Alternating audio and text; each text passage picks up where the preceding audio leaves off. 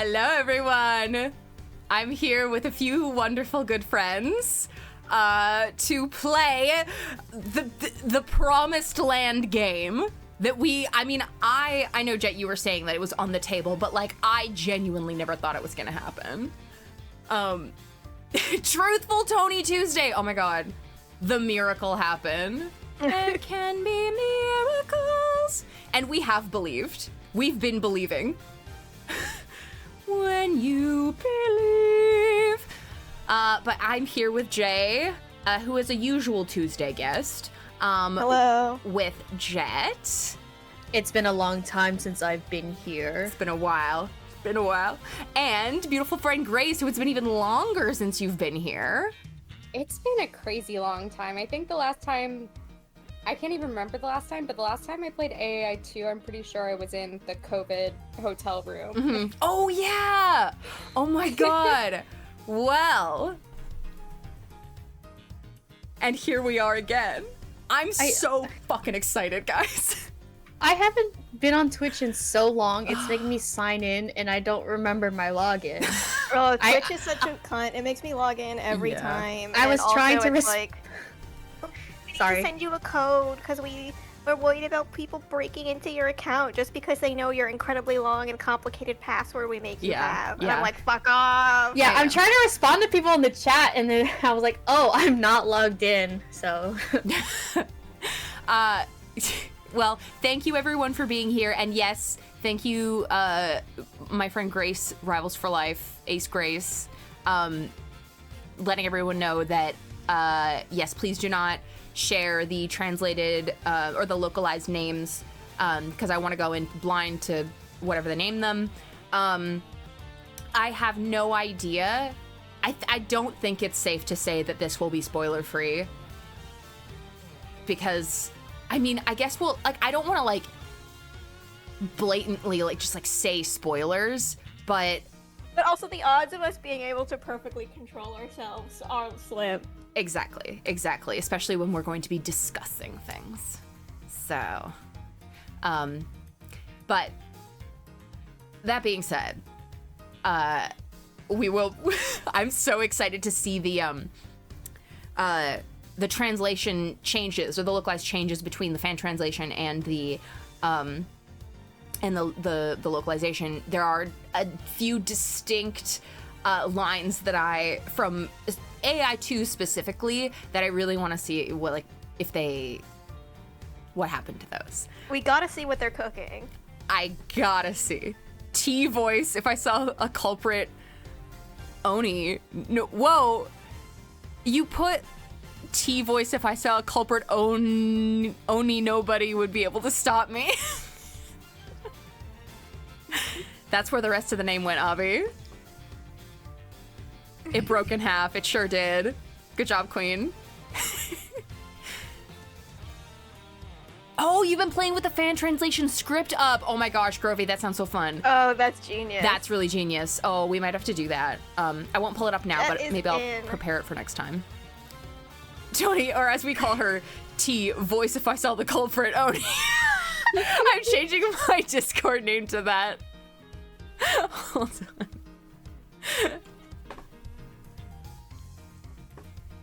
I have to do it right now.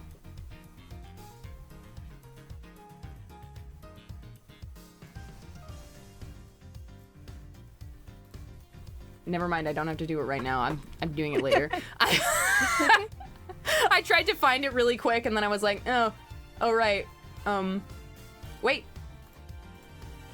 Well, but it's a good swift lesbian kick right now. Oh, well, it's on stream. Whatever, I'm doing this later. Let us fucking do the title selection.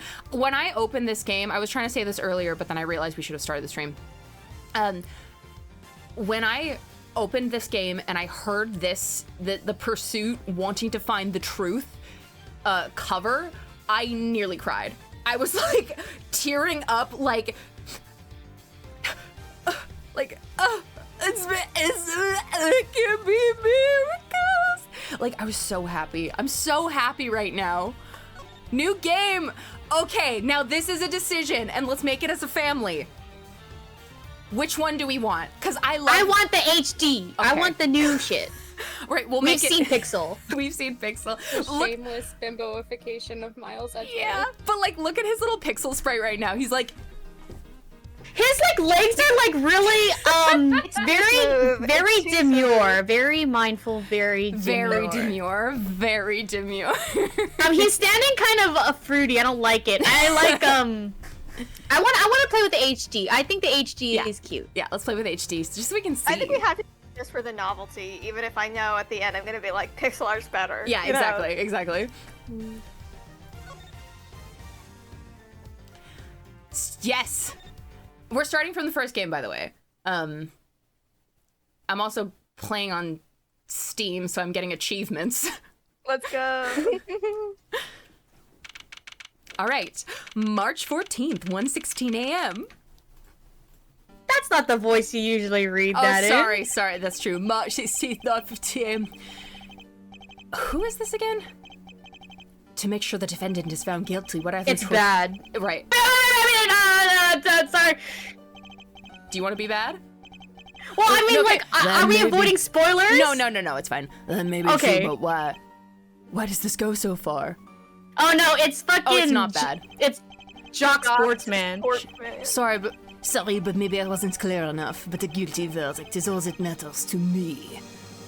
You guys are failing the AI trivia already. No matter what cost. Also, let me know about everyone's levels, by the way, guys.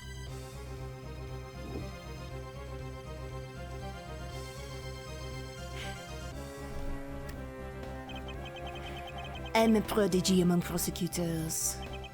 Always have been, always will be. You think Grace is peeking? Really? Okay. Me?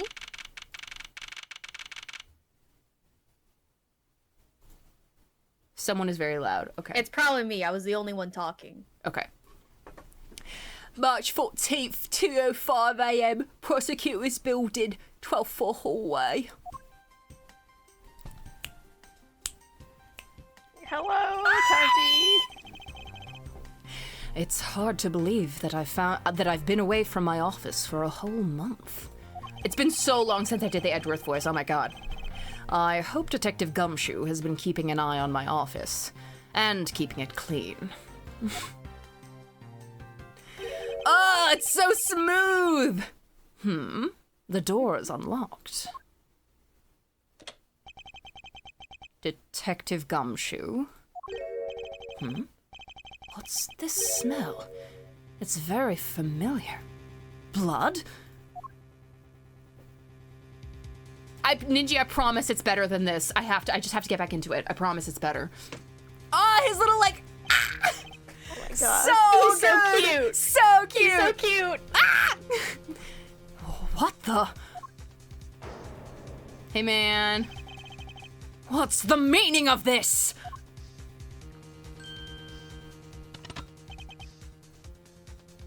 Freeze.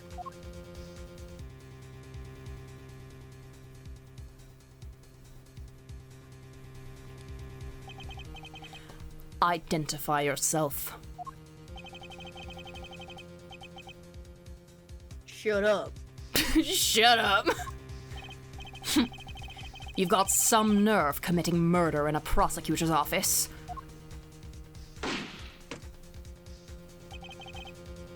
Is that a threat? Let me make one thing very clear. What? No one gets away with committing murder in my office. No one. In my office! In my Christian prosecutor's office!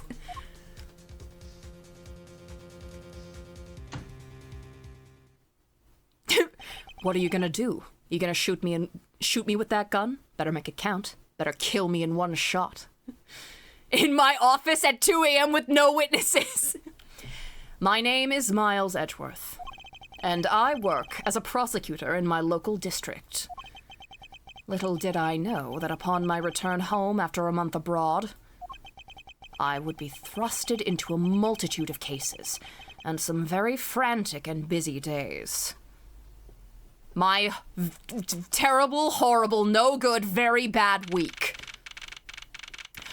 March 14th, 2:56 a.m. High Prosecutor's Office, room 1202.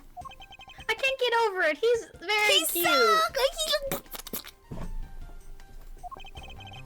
I've finished photographing the victim's body, sir. Very well. Please continue your investigation. Yes, sir. His month abroad was helping Phoenix recover from the labyrinthia drugs in England.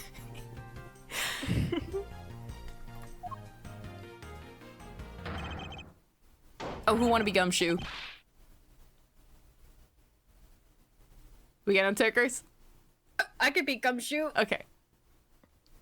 Mr. Edgeworth, sir, you okay, sir? Keep it down, detective. This is a crime scene. When I heard that a murder had taken place in your office, I ran up here straight away. This is Dick Gumshoe. He's a detective with the local precinct. And the one they assigned to handle this murder case for the time being. You're looking a little pale, sir. Are you hurt? No, I'm perfectly fine. My skin is just like this. However, it would be better if I got a little bit of sleep. Ah! Look what they did to your office! It's totally trashed! I'll say. The culprit sullied my floor with dirt rather well. No one gets away with tracking mud into my office. Whoa, sounds like you're getting really burned up over this whole thing. The crime was committed in my office, so it is my responsibility to solve it. Oh, that's just like you, Miss Edgeworth. Okay, time to do some investigating. Agreed. Our first course of action is to gather relevant facts and leads. Oh boy, a tutorial! Oh boy! Mr. Edgeworth is gonna teach us how to use Steam! The thing is, Gumshoe really would love that if would. Edgeworth gave him a tutorial. Yeah, on how to use logic. We must not overlook anything, no matter how small, if we are to find the truth. So I'll keep any leads or information we find etched in the forefront of my mind. Shut the fuck up. Speaking of things that pique my curiosity, why of all places did the murder occur in my office? We got our first piece of logic, fellas! We got our first piece of logic, Miss Edgeworth. I'm so excited! I get the nagging feeling that this is something important to keep in mind. Yes, that Tuesday, the Great Revival! First brain cell. Yeah, I was wondering that myself, sir. I mean, you can't really say it's just a coincidence, can you? No, not really. Especially because of this. The key to your office? What do you mean, sir? If you think about it carefully and use logic, it should become clear to you. I don't think any of these two things apply to me. Logic? By finding the connection between two pieces of information and connecting them, new information is born. So like PEMDAS. Like what? PEMDAS? You don't know PEMDAS? We did, in Canada, we did, it's not PEMDAS here, it's, something else. Well, PEMDAS is very outdated, so... BEDMAS! Oh, I see. Yeah, well, in the education system now, at least in California, we use GEMS. Groupings, exponents, multiplication, subtraction, because when you do multiplication or division, it's whatever comes first in the order of the expression, not like one over the other. Right. And then the same thing for addition and subtraction. Makes sense. Makes sense. No, Night Pool BEDMAS is what we learned instead of PEMDAS. And it always fucked me up hearing it. But anyways, that is the end result of using logic. So how do you use it? This logic thing. Hi, Tara! Well, first you need a brain. So you failed step 1. Damn it. First, I recall the information we've gathered with Q. Then I connect them together with T. Now, to use Q and recall the facts. I used Q. I'm recalling the facts! I'm recalling the facts! Is it really coincidence that the murder took place in my office? For security reasons, this office's door has a lock built into it. Okay. Okay, this is interesting. It's a little different.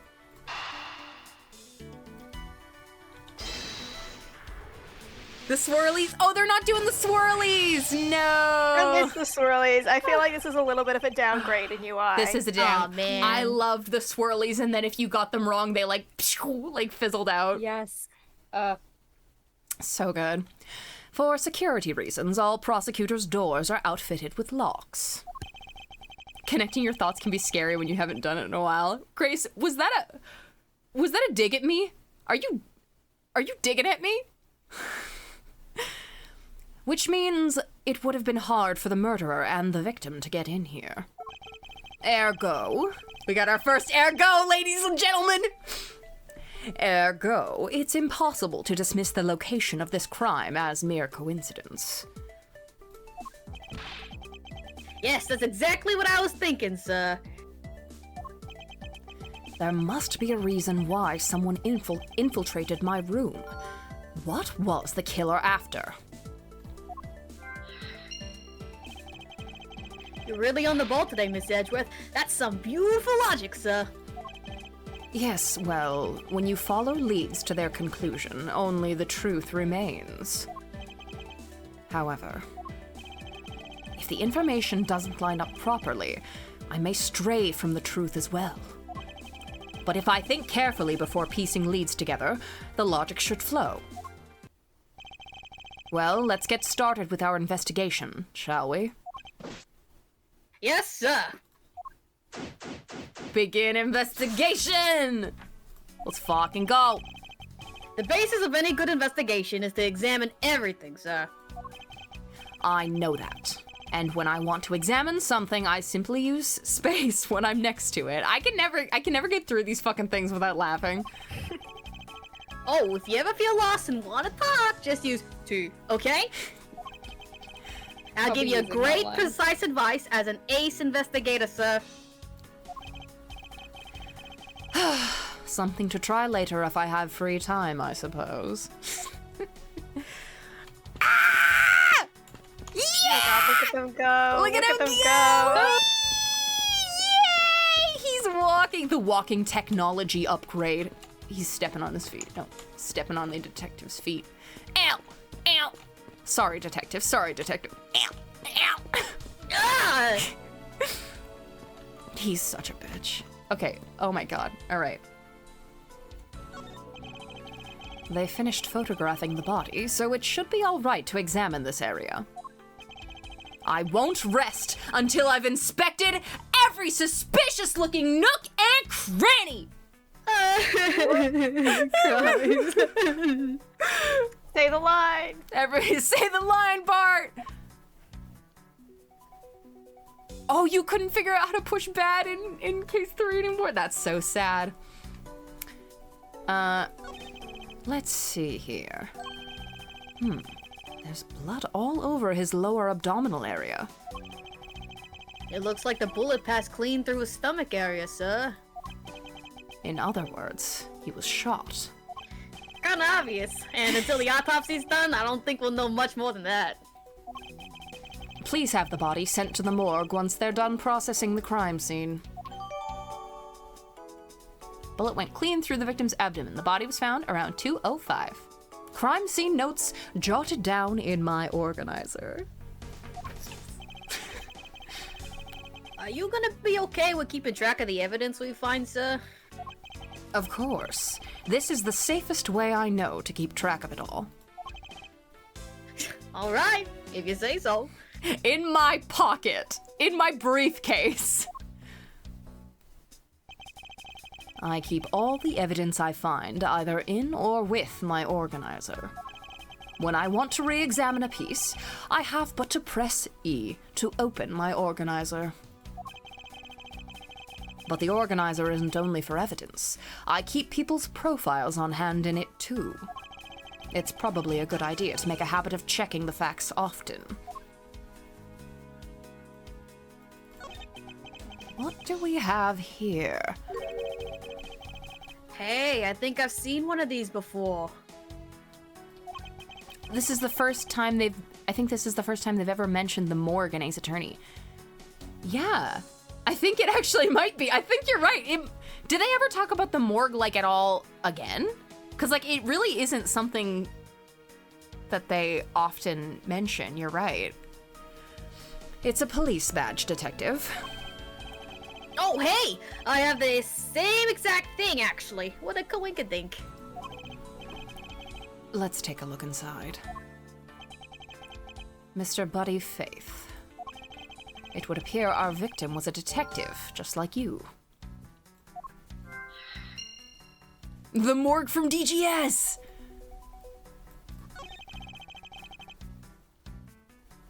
Your files are all over the floor, sir. And they probably fell during the struggle between the victim and his killer. Oh, there's Ray's pop quiz that mentions the morgue. I see. Aw, and I tried so hard to keep this place spotless while you were away. Morse from Daigekuten Saibot. Morse! Morse! Wait. That's the morgue horse. Morse from fucking me and Jet's D&D campaign. Alternate universe Morse. Alternate universe Morse. I mean, this just rendered all the same this just rendered all the time and effort I put in pointless. I don't recall ever asking you to clean my room. Well, I watered the flowers every day just like you requested, sir. I just added cleaning to the list as a weekend special. For about half a day every Saturday, I'd come in and clean this place until it sparkled. Does he have a life? No! Lamau. Oh, 8 million scorpions. Wow. That's crazy. Thanks for following. Fucking 8 million of them, bro. That's a lot of scorpions. That's a lot of scorpions. That's an amount of scorpions you can take to the bank. That's just in time for, well, actually not just in time. Stick around and you'll be here for Scorpio season. You'll be here for my birthday. Yes, it's coming. Us Scorpio legends are gonna be at our most potent. I don't believe it! I packed those files on these shelves so tight. The scorpion hive mind has followed you. I'm honored. I'm honored. That not even an earthquake could make them fall off. But just look at them! At this rate, the rest of the files won't be able to withstand an earthquake at all! A problem, to be sure. Well, once the investigation is over, we'll put them back up on the shelf. Was there something else to check out over here? Because I know it says gumshoe. Well, alright. Let's, Do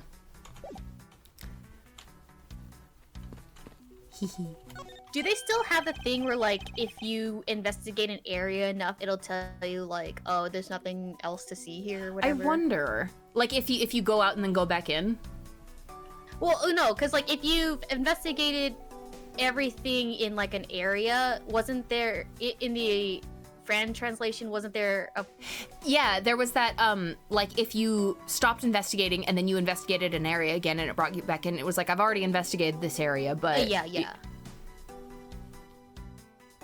Ah, watch out for the teacup fragments there, sir. That killer is going to pay! This tea set! Yikes! You're really mad over this. It's making me think of, in the stage plays where Takuma Wada does, like, Edgeworth's, like he's holding, like, a piece of evidence or something that Oldbag... I need, like, a piece of paper or something. God, he's such a good Edgeworth. He's so good. Like, he's holding, like, a piece of evidence that Oldbag brought him, and he's like... Why did you bring this up before? It's so fucking funny. Takuma Wada legend. He's literally capable of Edgeworth-style molding in a way no other human being may be. Literally.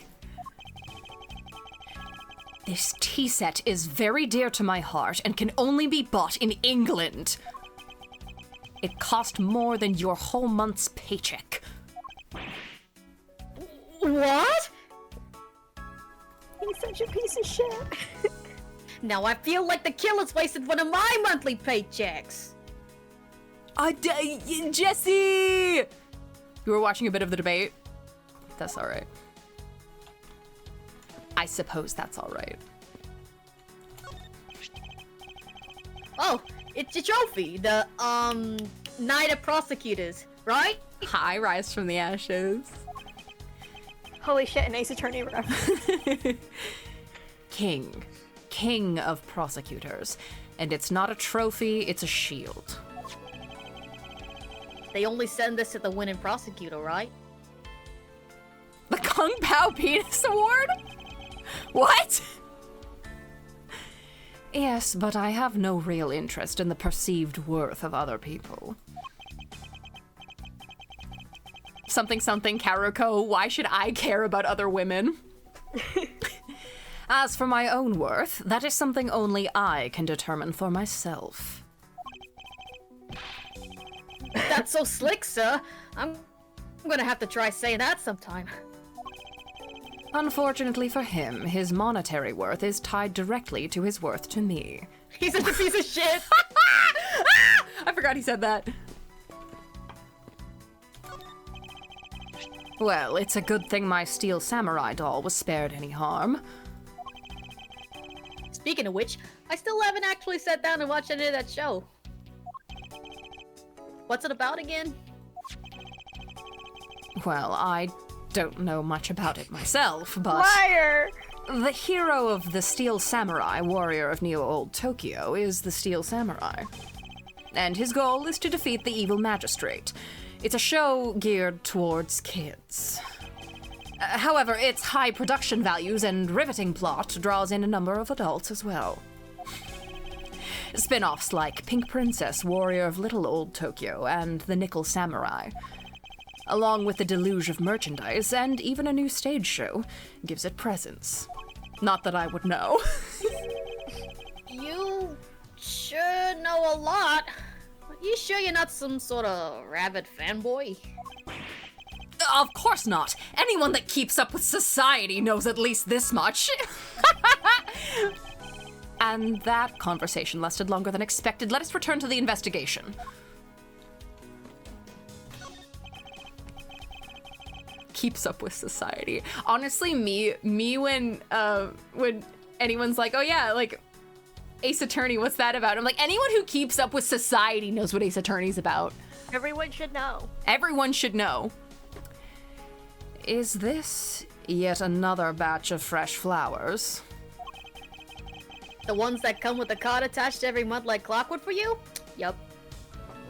Also, is the game volume up high enough? Because I'm just like checking the readings out. So let me know if the game volume should be turned up. Speaking of that, let's see what's on the card this month, sir. All will be resolved. Wendy. Okay, volume's perfect. Oh, Miss Irony, how painful are thy thorns. Don't make that pose when you're saying that. What a douche. He sucks so bad. Game is quiet. Okay, I'll turn it up a little bit. All right. A little better? Wendy. Isn't that the name of that old lady with the whiny voice that stalked? That's enough, detective. You need not remind me further. Ugh.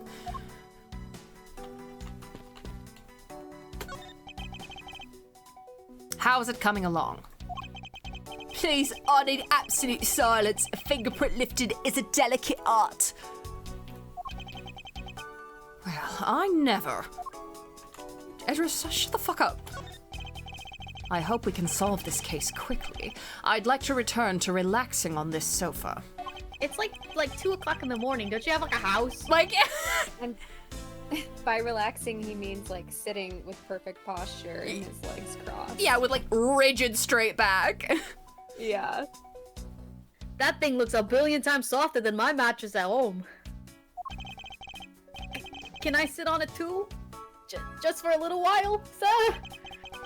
Detective Gumshoe, you know I can't allow that. Until this case is solved, neither of us has the time to spare, let alone rest. You're right, sir. I'm gonna work hard and be a real trooper to the end. I send my mom Edgeworth pictures to let her know when I get home late at night.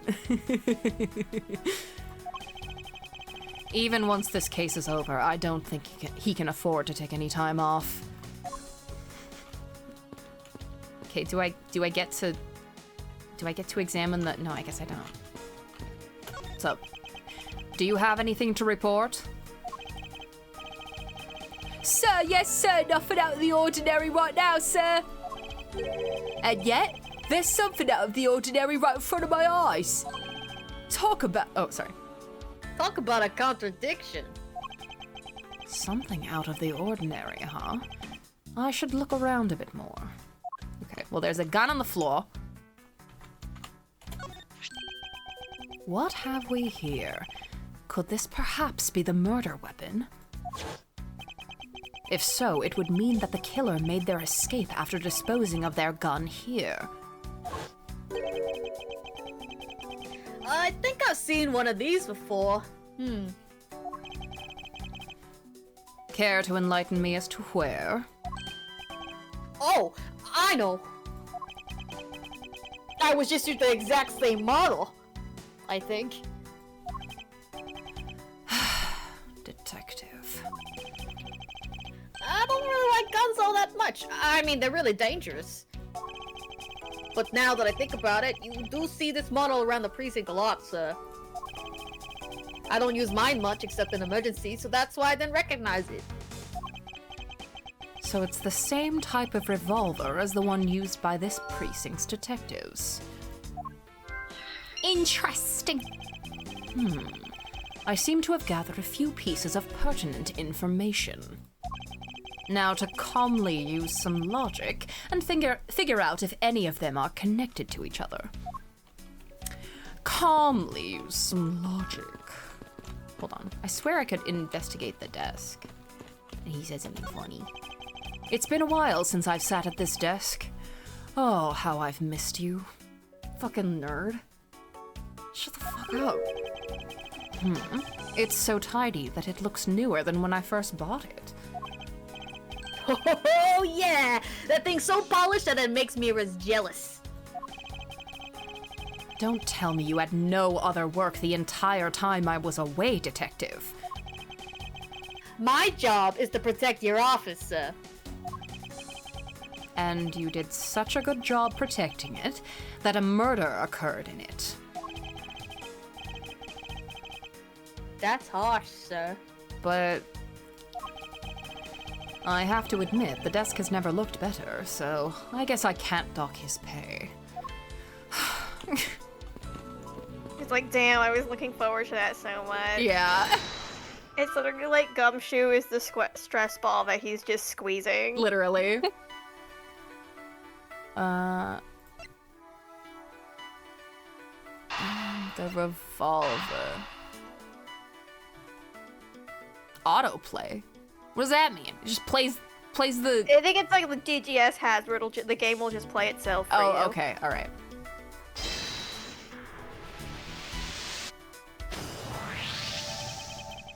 The revolver, the standard model used by detectives. Could it have belonged to a recently departed? Detective Gumshoe, could you please thoroughly check the victim's body one more time? Yes, sir. On it now, sir. Did he buy his own fancier desk? Surely the office came with one. That's a very good point. He refurnished his office. I mean, I think that's kind of a thing. Like, if you have a fancy office job, you get, like, a certain amount of, like, money to furnish your office. I guess. Is my understanding of fancy jobs. That's fuck. That's funny as fuck. I only know Excuse it from... Sorry. Oh, Go sorry. ahead, Trace. I was just gonna say Better Call Saul. I've never seen it. It's sorry. good. I know, everyone tells me to watch it. They made Lawyers, the thing from Ace Attorney, real.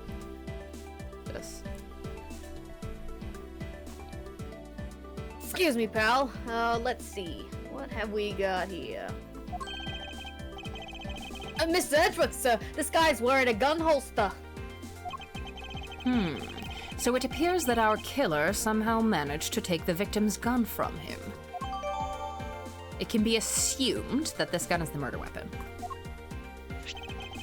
Let's see what else we can find out about this revolver. As I always say, you've got to look really carefully at each piece of evidence. You can use the up, down, right, left to rotate an object. There's no such thing as a bad angle. Use Q and E to zoom in and out to get at the nitty-gritty. Computer enhance. It's got a little horsey on it. It's got a little horsey on it. Investigate the horse. I'm investigating. Morse, dude. That's Morse. It's the Morse. Oh my god, it's the Morse. I can't even investigate it. It won't let me. Heartbreaking. That's so sad. I forget how What's to... the point of putting it there if we can't Literally, like they investigate put it? a horse there, Why and put then a, they don't even let us talk about it. like...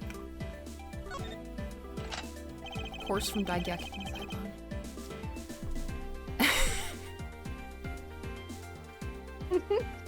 Abby? Google, show me this guy's balls. Abby, I'm just hearing that in fucking Jean-Luc Picard's voice. Computer, show me this evidence's cock. Hot. It looks like only one round was fired from this.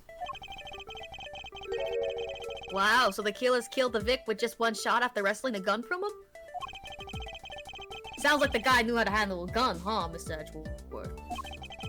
We have no proof for now, but that is a distinct possibility. I guess this is about all we're going to find out. We should send the body to our... Does anyone else want to be Jacques Sportsman? Grace, I think you should do it. Oh god. You don't have to do a Okay, French well- accent. It's okay. No, let me dig deep into. You do Do have it, to do a do it. French accent. people. Okay. I will do very bad at a French accent. Okay, But I will my try my hardest. my hot tip for French accents is they always hold their mouths like... They always hold the front of the mouth for French.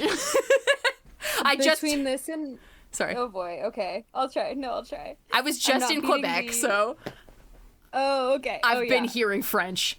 All right, go ahead. Channel the Take us away. vampire Do it. Lestat. Shit.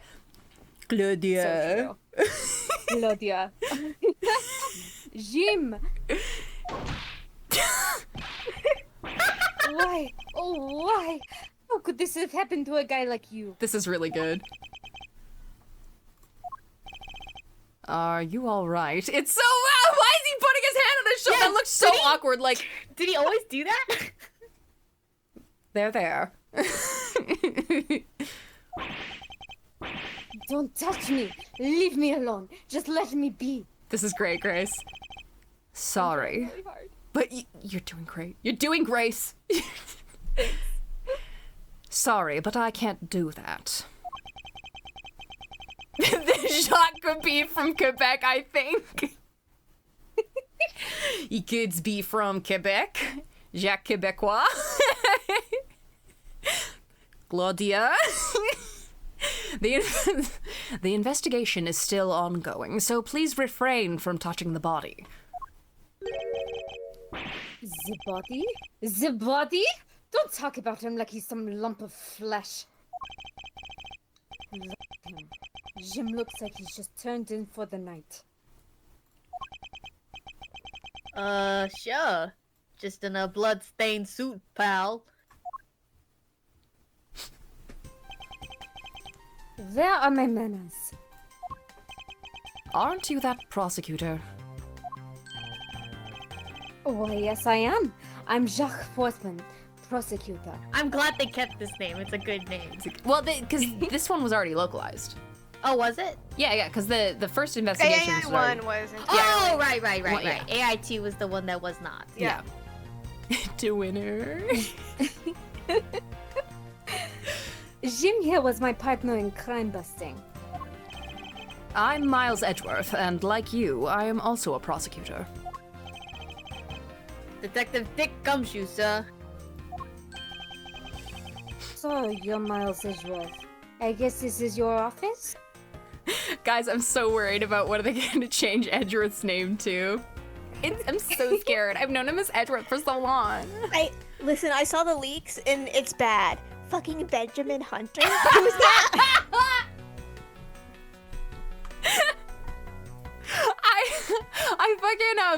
I remember looking at like the Benjamin Hunter statue, and there was like some sort of other related search that had like it was Gregory's name, but I can't remember what his first name was, but I just remember seeing like, oh yeah, like Gregory's name would have also been Hunter, and like I'm just thinking about the like French extended universe of Ace Attorney. Now I need to go see what Greg's name was in French. Please.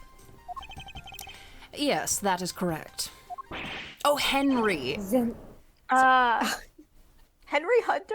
Really? I guess it would be like Henri in French or something. Henri. Henri Hunter. Then it was you. You're the one who killed Jim. Hey, don't go around jumping to conclusions, pal. Just calm down, okay? Okay. I will not. I know how things work around here. My prosecutor's office doors all have locks built into them. And only the owner of the office has the key to his or her own office door. That is correct. However, I was not the one who killed your partner. Yeah, Mr. Edgeworth has been overseas on a business trip this whole time, pal. And the key to the door was with me the entire time, okay? So the only one who could get in here was me. Wait, that means... I'm not sure what that means. So it was you then. You're Jim's killer. No way, pal. You got it all wrong. Everyone calm down. I know, Nightpool. Grace is bringing such a femme fatale vibe to this performance. I'm instantly loving this guy and trusting him. Mr. Portsman, correct? If you are a real prosecutor, you should know to stay collected. The investigation has only just begun. Isn't it too early to be drawing conclusions? Alright, I get the point. You're right, my mistake. I tend to get a little too hot-headed sometimes. You sure are one cool customer though, Mr. Edgeworth.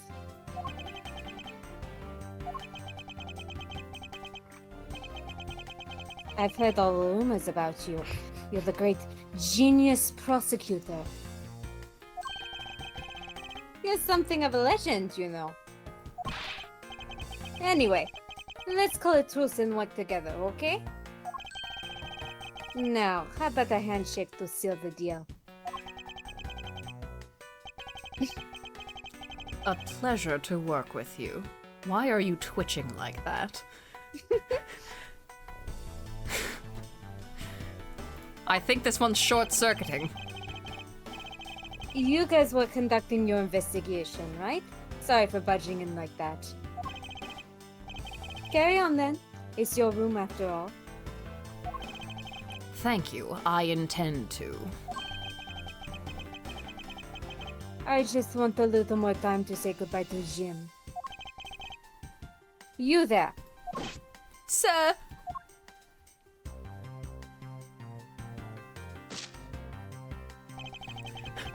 I want you to capture the scene on film for me. My final farewell to my partner, Jim. So unhinged for this. I should probably give them some space. Make sure you get the good one for the gram. Oh, here we go. Now we can investigate this. Ah, your jacket, sir. What's it doing on the floor? It must have fallen off the wall when the killer tried to threaten me by firing around. So the killer not only shot the victim, but they shot your jacket as well? They dared to shoot the ultra special jacket that you made your prosecutorial debut in? What if they had shot through it? It would have been a disaster. It's not worth getting worked up over, Detective. Not when there's something more here. Huh? Like what? I take it you haven't noticed it yet, Detective. There is a giant contradiction right here in front of us. Really? Did I say contradiction? He must be rubbing off on me. I'm starting to sound like him. It's a word! No! Yay! It's not! Not to Edgeworth. Not to Edgeworth! To Edgeworth, it's about him! Guy's a lore and he goes, oh, contradiction, I'm starting to sound like that other guy. Boy, that's part of your normal vocabulary! I sing aloud on Oppie calling Edgeworth a homo, doing my job. Yeah, do it. See, but that makes it even funnier because contradiction is a normal ass thing to say, but he's like, contradiction? I'm starting to sound like him. Everything reminds me of him. Everything reminds me of him. The word contradiction. Yeah, dude. Cheatin' Queen, whatever, however you say your name, Cheatin' Queen. This game rules. Yeah, it fucking does. Chitin Queen. Chitin, like Thanks. what bugs have. Oh, like what bugs have. You're so fucking right. Sorry, Chitin Queen. Yeah, true and real. This game rules. But I have my own methods, and I will conduct this investigation my way. Sorry. When the scene before me contradicts a piece of evidence or seems shut up! Shut up! Shut up! Shut up, Nightpool. That's when my deductive skills come into play.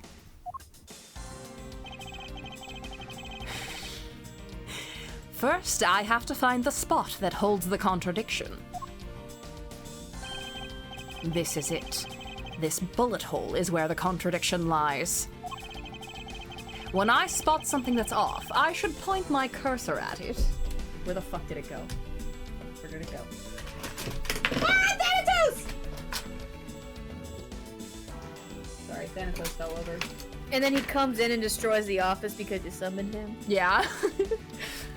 I finally get to point with this bitch. When I spot something that's off, I should point my cursor at it and press T with conviction. Okay.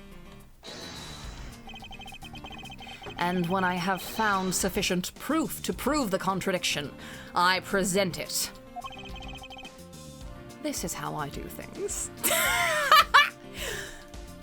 This is how I do things.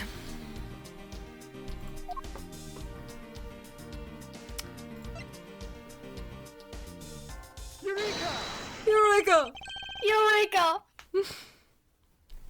This bullet hole is the contradiction. I'm glad they kept the original kind of muffled soundbite. Like, Yeah. I love all the old Ace Attorney soundbites that just sound kind of shitty and crunched. Those It's are my awesome. friends. What do you mean, sir? It's elementary. 2 shots were fired in this room. The first felled the victim. And the second felled this frame. Hey, that's right. However, this gun was only fired once, Hey, that's true too. which means that one of these 2 bullets was fired from a different gun. Did the killer have another gun prepared for tonight? Urethra! By the way, I noticed something, sir. Yes. What's that thing sticking out from behind the frame? Ah, that. It's a secret safe. A secret safe? Oh, I smell money. I'll spare us the trouble and just say it. Nothing like what you're imagining is inside. Now, if you could kindly move this frame out of the way. Roger that. Achoo! Achoo! Talk about dusty.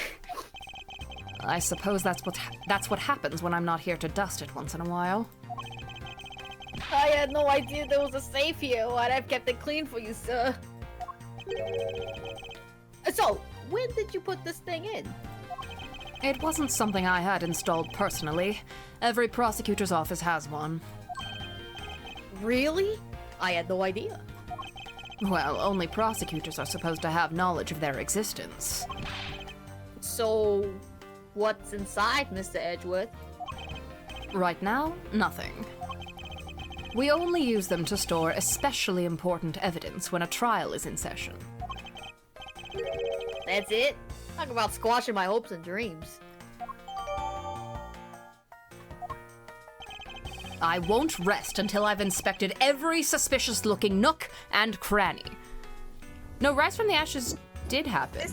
This is after Rise from the Ashes. This is after Ace Attorney 3. Yeah, it's post-trilogy.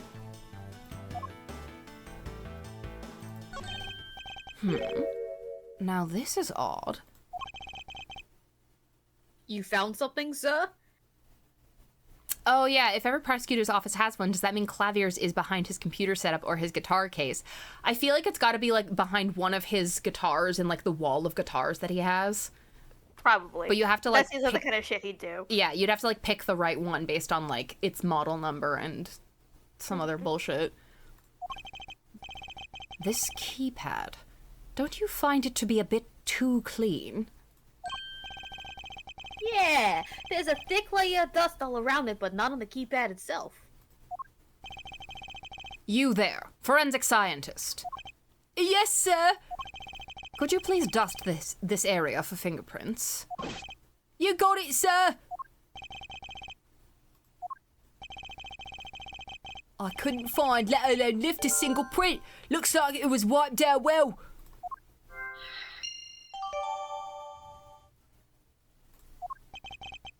As I thought. It appears that logic is the only way around this setback. Time to rationally and calmly play connect the dots with the information we have. Love how rational, calm, demure, and approachable this guy is. Rational and calm are two words that I would historically use to describe Miles Edgeworth. There's one thing about Edgeworth is that he's never flipping his shit. Never. And he's never jumping to conclusions. Never.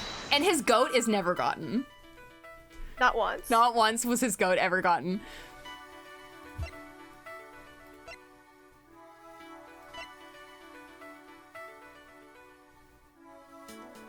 Hobby, that's really good.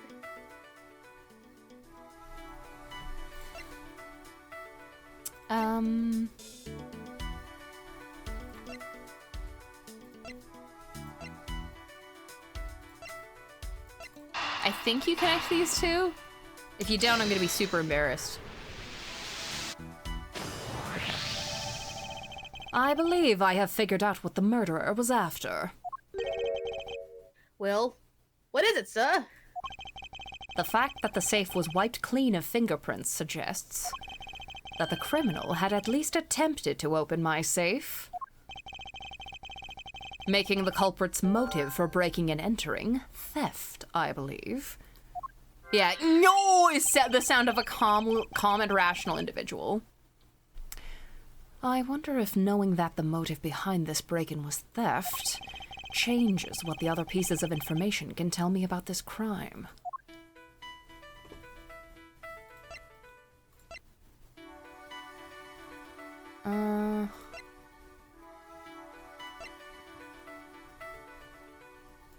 I don't know. Wonder if there's others. Is there? I prefer to keep it in my pocket. Wait, you can investigate? Can you? Were you always able to investigate it? I don't know. Each prosecutor's badge is engraved with the number of its owner on the back. Numbers. As if we're not human on the inside like everyone else. Don't lawyers feel up too?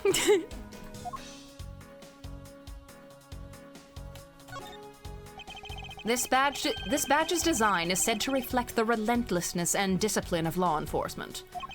It comes from the authority vested in us as strict prosecutors of the law and executors of sentences, much like harsh winter frosts on blazing summer days. To wear it is to identify oneself as a prosecutor, but I have no interest in doing so. What the fuck is this guy talking What about? is he fucking doing? What is he on? How do I go back? There we go. Oop. No, go back. Prints were wiped. Okay, I cannot remember if I need the... Hello? How is it coming along? Please, I need absolute silence. This picture's too important to mess up. Mr. Portsmouth said that if I get a good shot, he's gonna tag me on the grab. He's gonna give me a photo credit. I'll leave this man to his for aunt. promo. Yeah, promo. Let me see. Let me talk to... Oh, right, you can examine the chessboard. Ouch, they even knocked over your chess set. I had it all set up, ready for when you got back. I figured we could play a few games. I had no idea you were interested in chess.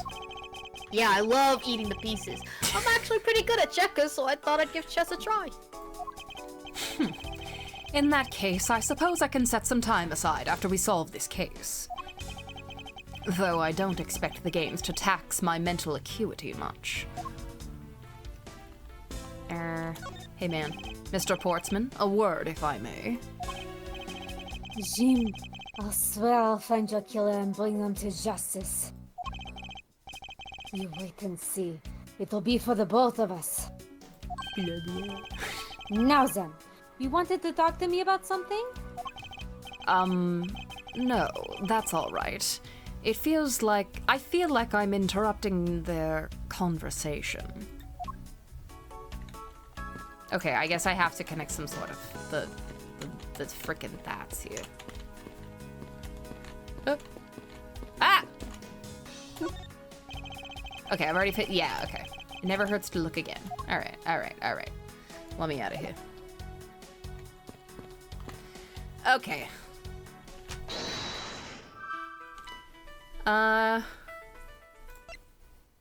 Yeah, why would it be a struggle? Pointing to a struggle, but I'm gonna guess it's signs of a struggle and another handgun. Let's see. Let's connect it. Connect those dots, boy. No! I can't see a clear connection between these two pieces of information. Dude, I'm a fake fan. Oh, I forgot you got a fucking health bar. I got a health bar. Dude, you fucking remember when you were trying to do the logic chess on like high speed to get back to where you were? Oh my god, I remember that. That was so funny. Really good. Okay, I guess it was this one. God, it's been such a long time since I've played either of these games. Yeah. There is a possibility that the files displayed on the floor are not the result of a struggle between the victim and his killer. Oh, you mean like it could be from when the killer tried to find something, sir? Precisely. We need to figure out if any of the files have been stolen. Yes, sir. I'm gonna show files like you've never seen before, even at a library. Sorry, wait. I'm back. I made Edgeworth Fact Cube. Show me. Show me Obby's Edgeworth Fact.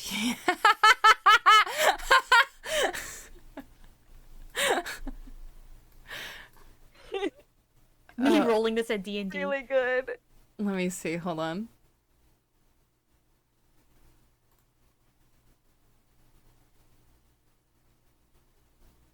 No. How do I do this? Browser. There we go. No, never mind. I just wanna show my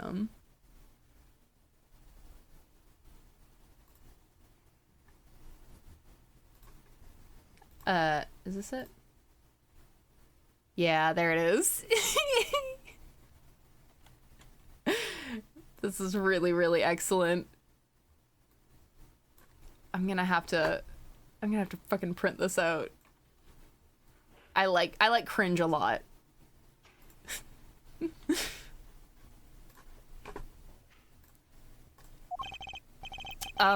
Sure. Let's give that a try. Desk buddy!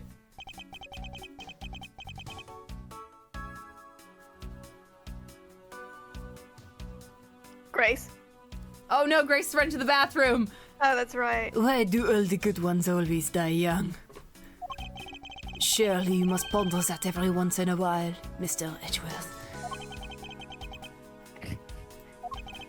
No matter how much we lament, the dead will not come back to life. All we can do is search for the truth. And? So what are we supposed to do? How do we go about finding the truth? First, we calmly restore the files to their rightful place.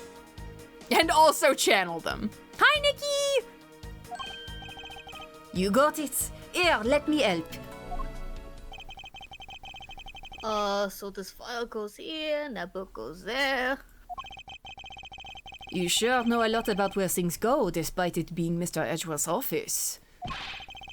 Because I'm the one who keeps it tidy, pal. Okay? Done! Welcome back, Grace. Sorry. It would appear that the murder was definitely committed here. The bloodstains on the bookshelf are still fresh. I suspect that the victim was killed in a standing position, hence the prints on the shelf. And then the guy fell onto the floor, right? The blood on the floor is kind of grossing me out. Detective, I don't have the time to deal with your weak stomach right now. But Mr. Edgeworth, I threw up. I float up! But you know I'm no good with blood, sir. I'm certain there's something wrong with this picture.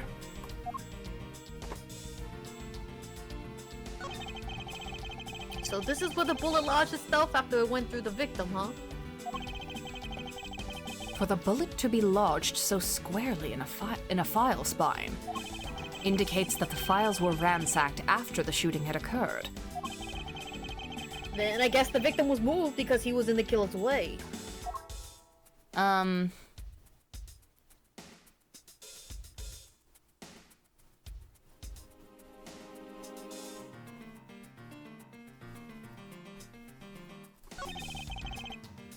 The victim's handprints.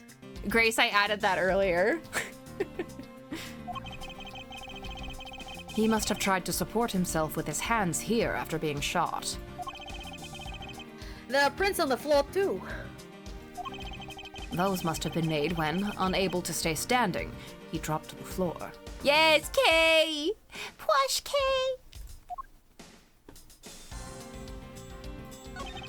It appears that the victim was in a sitting position here after being shot. Oh, so that's why the seat of the victim's pants has blood on it. That would be the logical conclusion.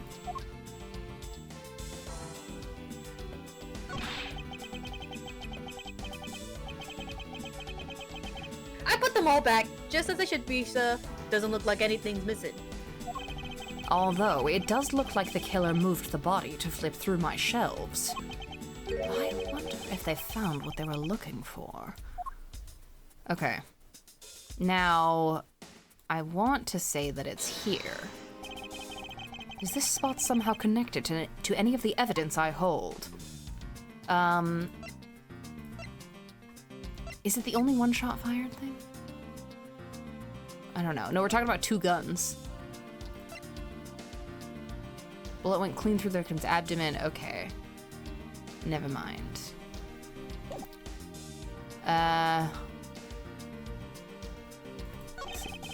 The killer moved the body because it was leaning against the bookshelf. The blood on this guy's pants proves that pretty well. In a sense, I suppose. See? I'm not completely useless, Mr. Edgeworth.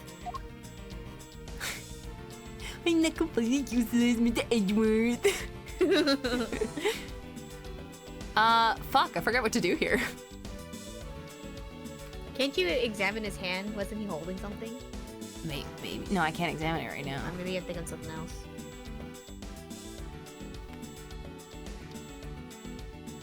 Went clean. Oh, wait, no, went clean through his abdomen. Why is his abdomen down here? He was shot in a standing position.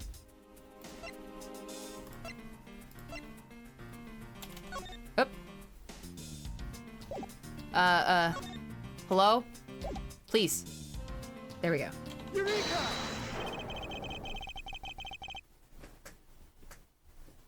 There is clearly a contradiction here with this bullet hole. What do you mean, sir? You don't see? Quite simply, the bullet hole itself is too low. If the victim was shot in the stomach, the hole should be much higher up. But what if the guy was shot while he was sitting or lying down, sir? That would be illogical. The victim leaned against this shelf here after being shot, which suggests that he was standing while he was shot. Then that means... Wait, what does that mean, sir? It means you need to use your brain every once in a while instead of mine, detective. In any case, it means someone made a faulty assumption. And it was from this mistake that our current contradiction was born. What is the faulty assumption that caused this problem with the bullet hole's position? The order of the files, or the... It's gotta be the order of the files, Yeah, right? It's gotta be the order of the files. I believe the order of the files is a bit off. You mean I put them back in the wrong order just now?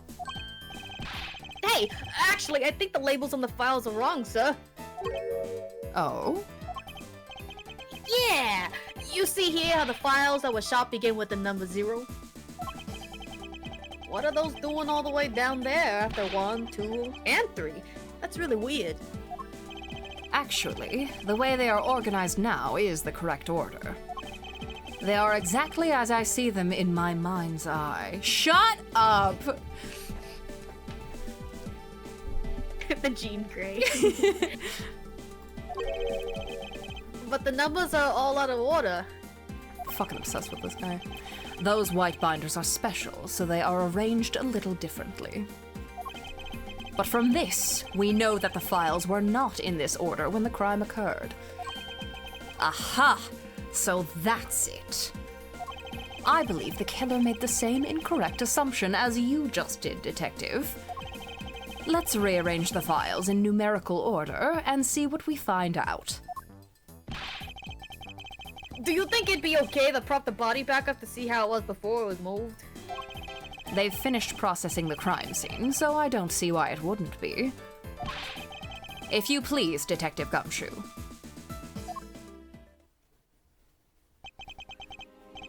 As I suspected, the bullet hole is now where it should logically be. The killer went through my files first before shooting Mr. Faith. And then put the files back in numerical order, I guess. Exactly, and then proceeded to shoot the victim. But why would someone kill a man and then look through your files one more time? Puzzling indeed. The files were thrown into disarray twice, once before and once after the crime. But why? Now the crime scene is as it was at the time of the murder. Time to give it another look. Gumshoe? This... What is that? Why does it say gum on there in blood? I say that's some incredibly incriminating evidence. Yes, indicative of criminal activity indeed. No, wait, there's gotta be some mistake. He's Sharon 19. Miss Andrews, sir, help me, say something, sir. It appears that one of my files was stolen. Is that all, sir? What about me and my situation? Is this what the killer was really after?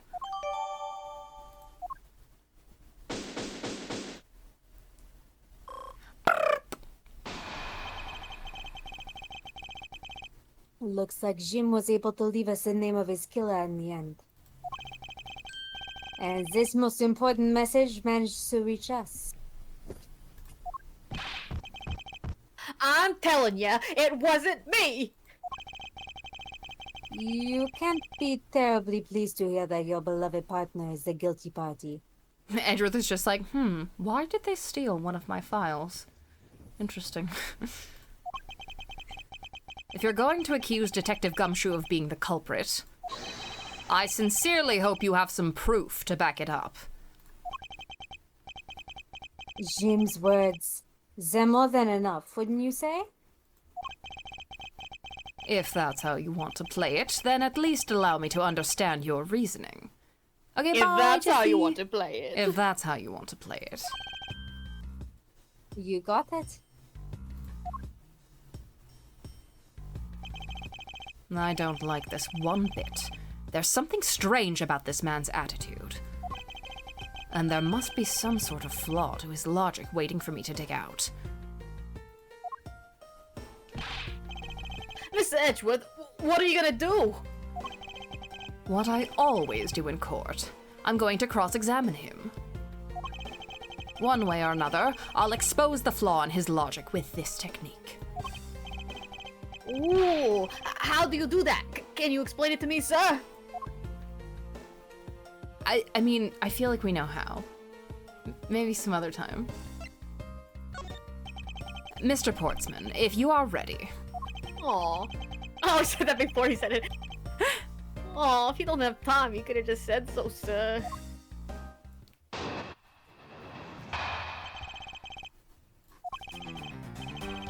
Detective Gumshoe, you stole Jim's gun from him and shot him dead. Furthermore, you messed up the files to make it look like you had committed theft instead. That's when you moved Jim's body that was sitting in front of the bookshelf.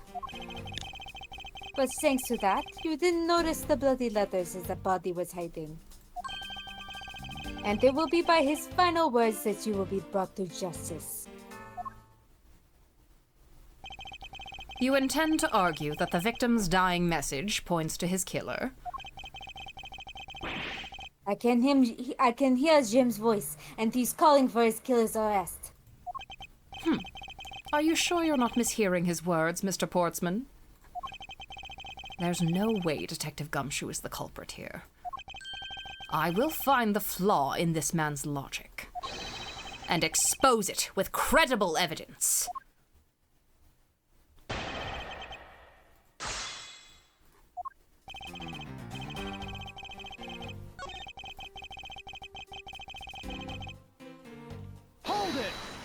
Hold it.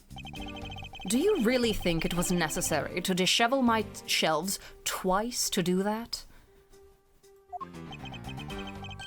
That's true. Okay, then maybe his real intent was theft. Hey, are you accusing me of stealing something from Mr. Edgeworth? It's a possibility. Maybe your salary's been cut so much that life is getting a little too rough to handle? I'll have you know that I eat 3 square meals every day, pal. Sometimes it's the shape of a cylinder. Okay, so all 3 of them happen to be instant noodles, so... It's the lunch ramen. Poor thing. What an evil prosecutor you were paired up with. And what a motive, no?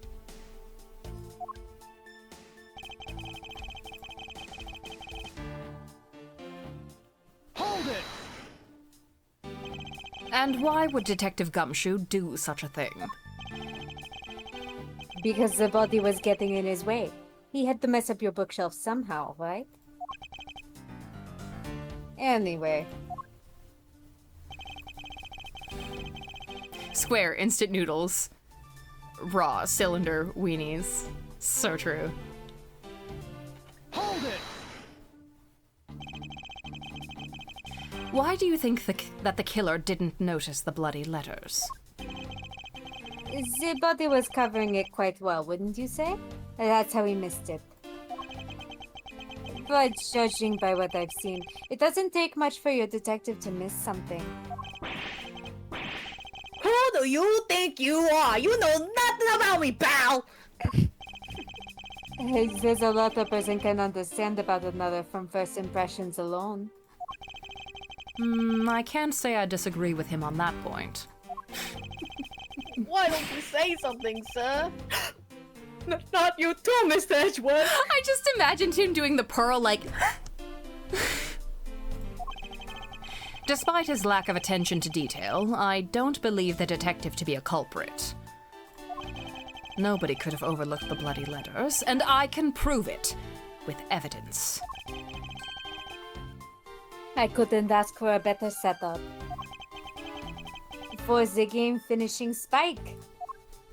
That's right, I love sports.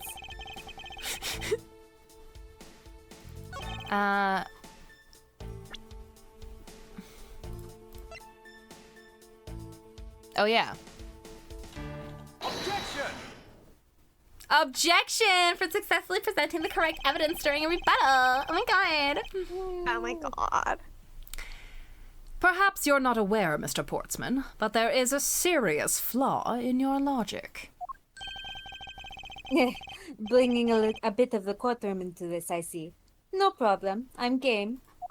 I'm game, right? Because sports. Yes, you see? Sportsman. Sportsman. I can't help but find it odd. I love when he gets this fucking look on his face, like... I can't help but find it odd. Excuse me? Odd that a fellow prosecutor would be brought down by the power of his own office. What are you talking about? Oh, you're joking, I get it. If you have the time to laugh, then you have the time to take another closer look at this. Do you still not see? If not, may I direct your attention to the missing file? What? That's impossible. What's impossible? What's impossible, Mr. Portsman? Nothing.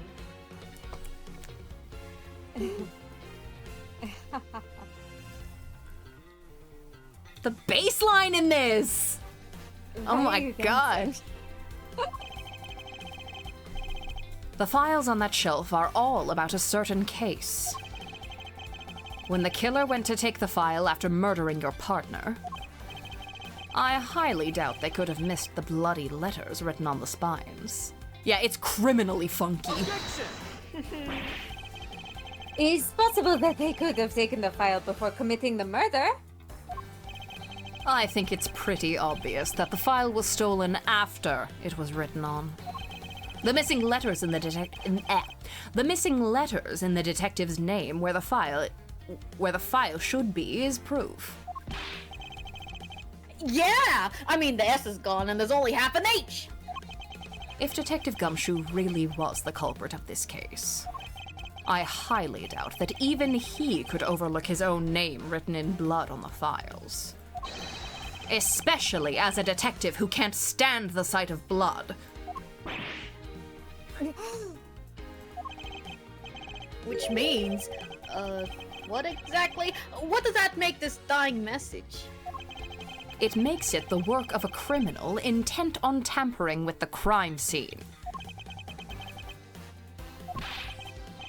That's so low. I can't believe the criminal tried to pin this whole thing on me, sir. Why does that sound like the number 15 Burger King foot lettuce? That's so low. I can't know what believe you're talking about. But it's okay. Oh my god. You're like, that's so low. I can't believe the criminal tried to pin this whole thing on me, sir. Like, I'm gonna have to send it to you after. Yeah, I have no idea what you're talking about. The way you said that really sounded like it. I'm gonna get them, sir. You'll see. I'm gonna have them under arrest in no time. Well, Mr. Portsman? Brilliant. Absolutely splendid. Bumper bing burger bing bubbetos. Babas bing boop. Sorry. Logic deserving of Olympic gold. I appreciate the praise, but it doesn't change the fact that your reasoning is flawed. You lose some and you win some and you lose some. That's how life goes. You lose some and you lose some. Bye-bye. Phoenix voice, you lose some and you also lose some. Glad everyone's so cheery, even though I feel more dead than alive. But you know, it really is a shame. I really didn't want to have to bring this up. However... What is it this time? Are you still after me, pal? Humor me for a second. Who has the key to this office? Hold on, I left my water over there and I need to grab it so bad. Hydrate, don't hydrate. Many saying this.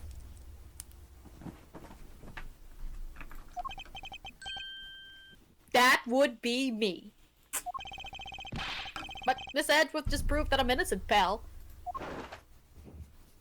Forgot about his coat. That's absolutely right. And I acknowledge your innocence. Then why do I sense that you still have something to say?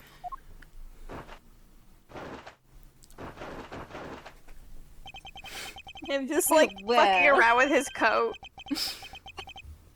I was thinking, did you know there's one other person with a key to this office? One other person? Hey, you there. Yes, sir. What is it, sir? Would you kindly fetch and escort that lovely young lady here for me? A lady?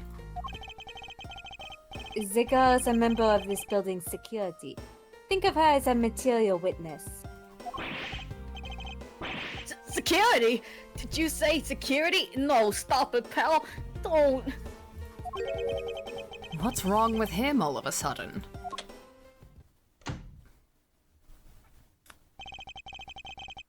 I believe she needs no introduction. With the way that... Oh, sorry.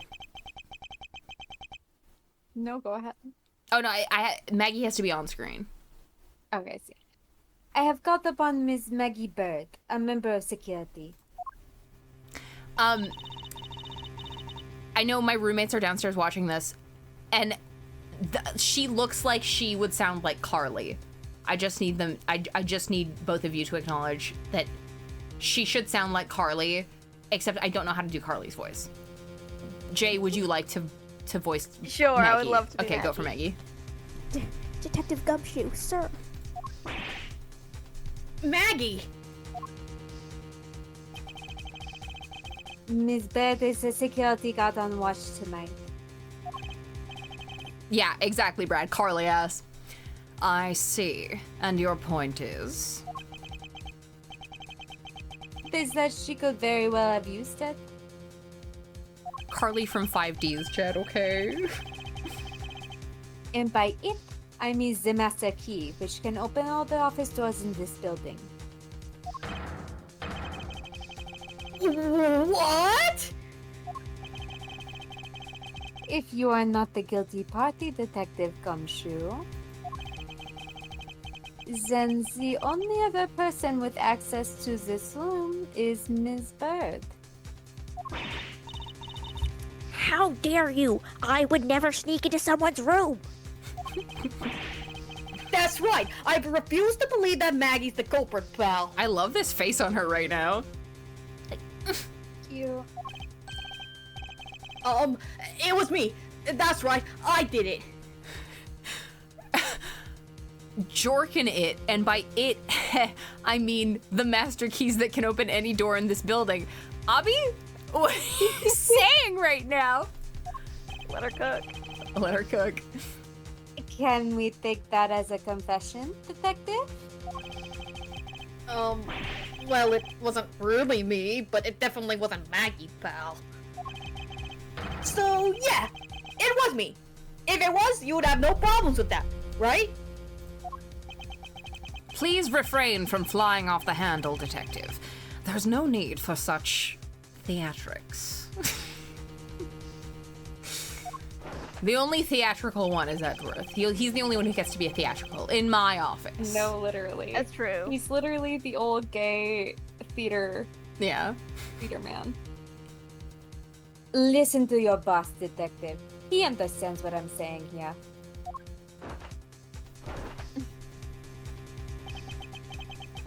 That girl is the only one who could have committed the crime, and for one simple reason. I needed I just seeing him do that with his jacket makes me want to get a jacket and go like.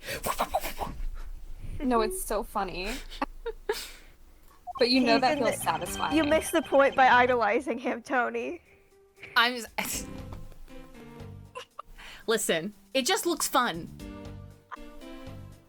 It's pretty obvious that Ms. Bird snuck into your room using the master key. I mean, if Detective Gumshoe isn't the one who opened the door, then that leaves only Ms. Bird as our prime suspect. You've fallen for the character's facade. Fuck. On top of which, she knows our good detective, doesn't she? Making it all the more probable that she was the one who faked the dying message. Is that right? So you're saying she used the master key? Incredibly incriminating evidence, wouldn't you say? That's what you claimed about the evidence earlier as well. That was then, this is now. The flow of a good match always changes during a rally. It's all about your reflexes and reaction time, especially for an athlete like me. I wonder if there was anyone else other than Miss Bird who could have used the master key. It seems that the only way to get Mr. Portsman to give me more details is to press him.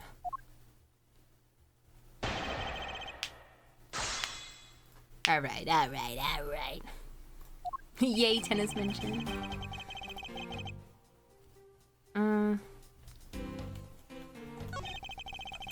Second door. Then that leaves only Miss Bird as our princess bag.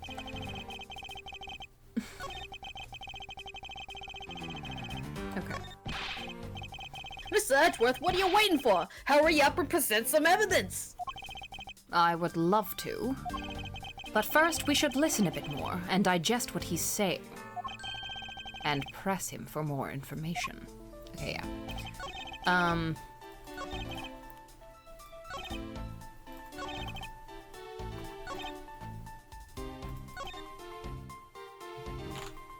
Hold it! By dying message, you mean the bloody letters that spell out Gumshoe? I figured that whoever wrote his name must have wanted to find him. And just the act of choosing his name is proof enough that the two knew each other well. Mr. Edgeworth, what are you waiting for? Oh, never mind. Oh, right. Okay. No. Hello? Thank you. Why is it obvious? Hold it! Are you sure Miss Bird is the only member of security who could have used the master key? There's only one person on staff at this time of night. And tonight, she's it. Isn't that right, Miss Bird? That's, true. But I wasn't able to use the master key at the time of the crime, sir. Wasn't able to? What's that supposed to mean? Yes. Moving on. I'd hate to get sidetracked by something unrelated. What do you mean unrelated? I want to hear what she has to say, pal. But you can't really trust her not to tell lies. Plus, I hate wasting time. Should I hear Miss Bird out? No details necessary. Not so fast.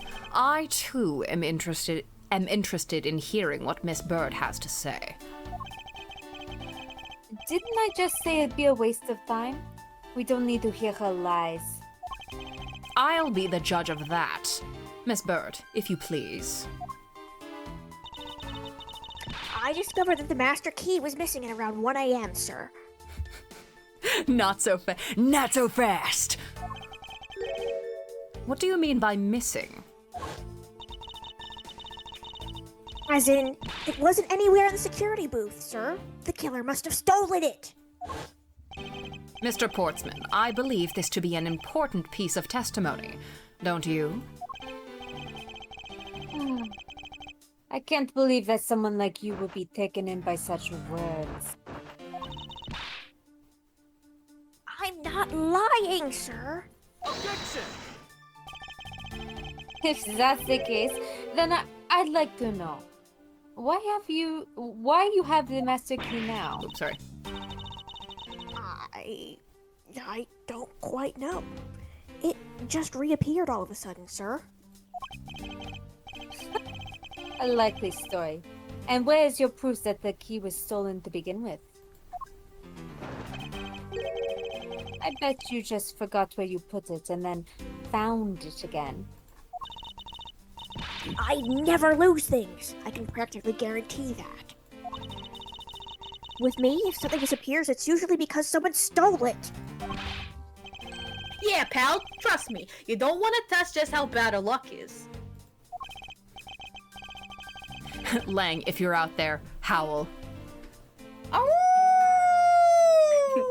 I want to see him. Just you wait. We out here. Unfortunately, I can't deem this piece of testimony as conclusive. Glad you agree, Mr. Edgeworth. But you still haven't established Maggie's motive for breaking into Mr. Edgeworth's office. Her motive? Didn't we already establish that this was theft? Lana looked up at the howl. Pee-pee. I mean, the culprit clearly went through the bookshelves and at least tried the safe.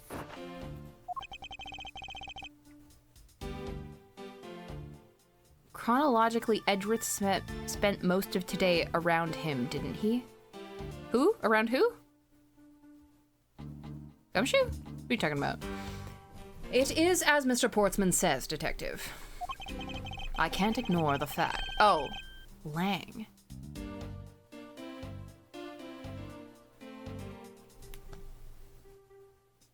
That's a good question. Is this after... Yeah, is this after case 3? I think it is. I think this is what happens after he gets back from Edgeworth's no good, very bad amusement park trip. Right. Where he meets his beautiful weird girl. Yeah. Yay! Where is she? Yay! Yay! I can't ignore the fact that all the evidence points towards a motive of theft. But I'm done taking blows. It's time to counterattack with a few facts of my own. Okay.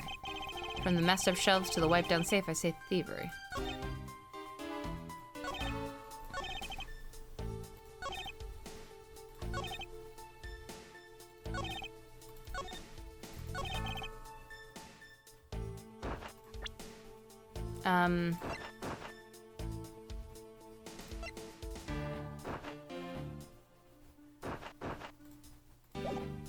I cannot remember what this was.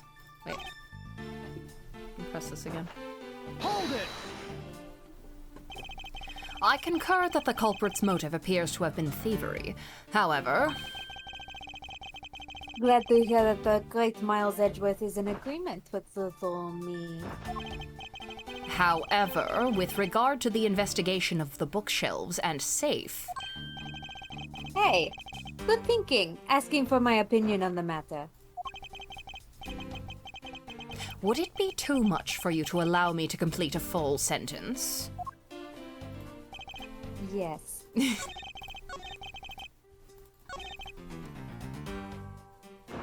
What do you think the gold medal is for? It is for interrupting sentences. Wait.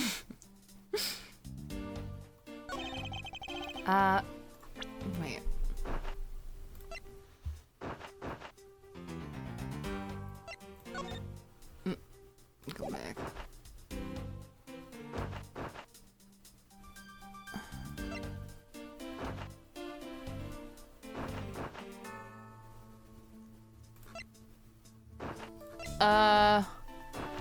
Is this part of it? Because we're,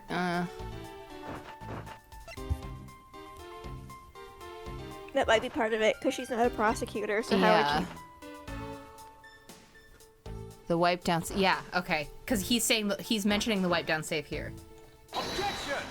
There we go. There we go. He won Olympic gold interrupting on behalf of France at the recent Olympics. Do you wish to continue insisting that Miss Bird was set on stealing something? Why not? It's the truth after all. It was also by your logic that we came to the whole thievery conclusion anyway. Good night, Nikki. See you later. That may be, but you must also be aware of the fact that the safe is a secret safe. The existence of which is only privy to prosecutors. I find it a little hard to believe that a hidden safe was a part of her cunning plan.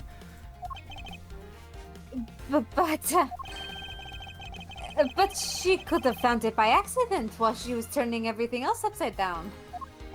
I highly doubt that. I'd say the culprit knew exactly what they were looking for. After all, only the bookshelf and the safe were targeted.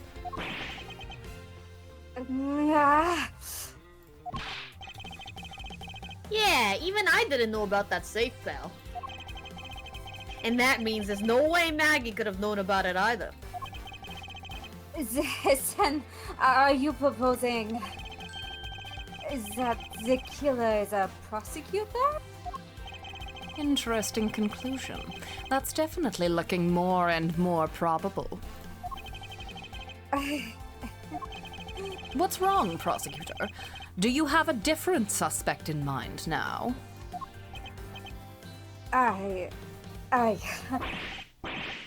Curses! Why? What made you? What's with the angry face all of a sudden? It's all my fault. Nightpool, did you just get that one? No, it's okay. Nightpool, it took this long for Jock Sportsman to hit. Okay, I just figured out that the Beatles is a pun a day ago, so...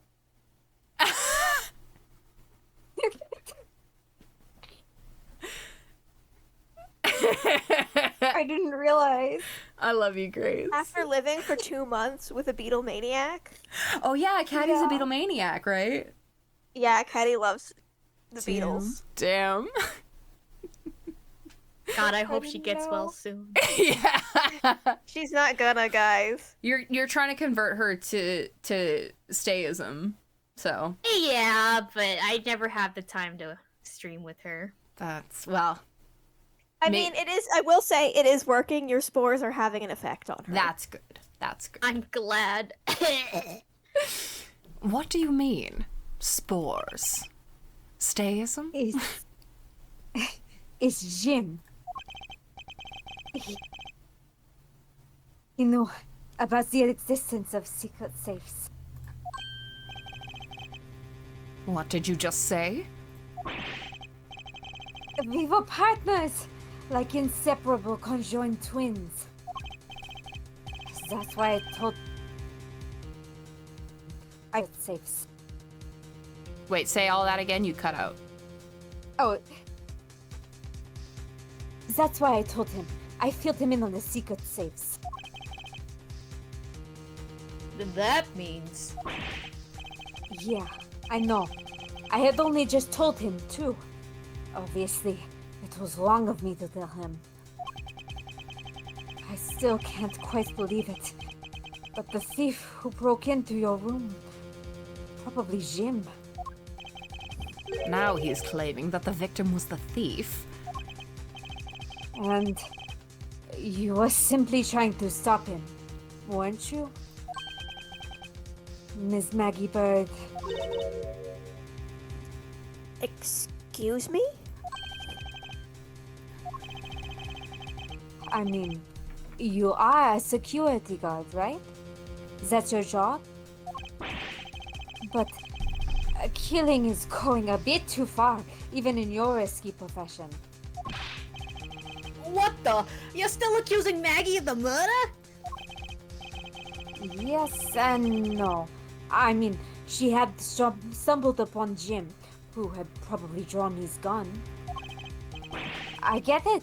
It was self-defense, wasn't it? No! I couldn't. I could never do something like that. Not even as a security guard, sir. Plus, even if he was the thief, he wouldn't have a key to this office. Which is precisely why he had to steal it, wouldn't you say? It was Jim who stole the master key.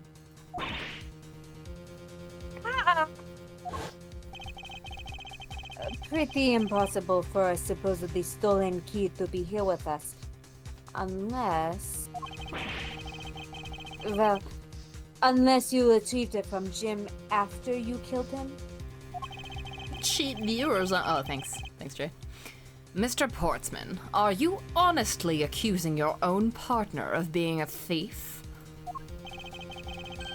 I don't want to admit it, but it's the only way for everything else to make sense.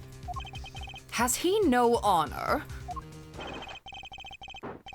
Now then, I think we're done here. The investigation waits for no man. Would you people be so kind as to see yourselves out? This is my office. You can't kick us out! This is Mr. Edgeworth's office! But I'm the one who's been assigned to this case. You are all suspects to varying degrees, and therefore ineligible to run this show. Listen, pal, how many times do I have to say this? Maggie can't be the culprit. Detective Gumshoe, calm yourself. But, sir... We have no choice but to accommodate his request. For now. Ha! Thank you, Mr. Edgeworth. At least one of you understands. Now then, if you could remove yourselves from my crime scene, I'd be most grateful. Mark my words, Mr. Portsman. We will meet again. If that's a formal request from the legendary prosecutor himself, then I suppose so.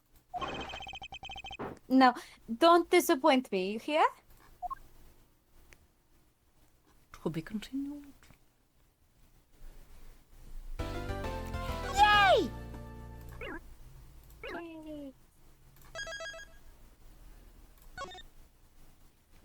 I'm gonna step to the bathroom real quick. All right. March 14th, 4:18 a.m. Prosecutor's building, 12th floor, hallway. Damn, it's been like 2 hours.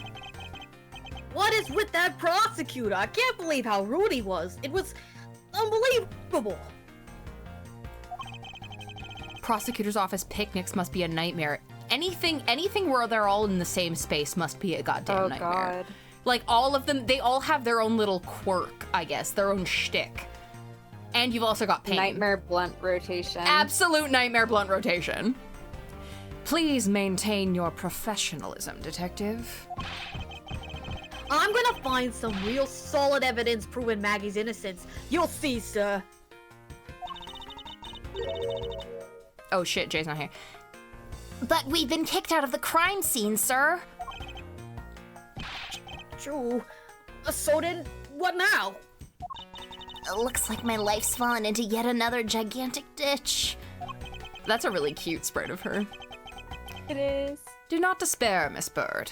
We can overcome this as well.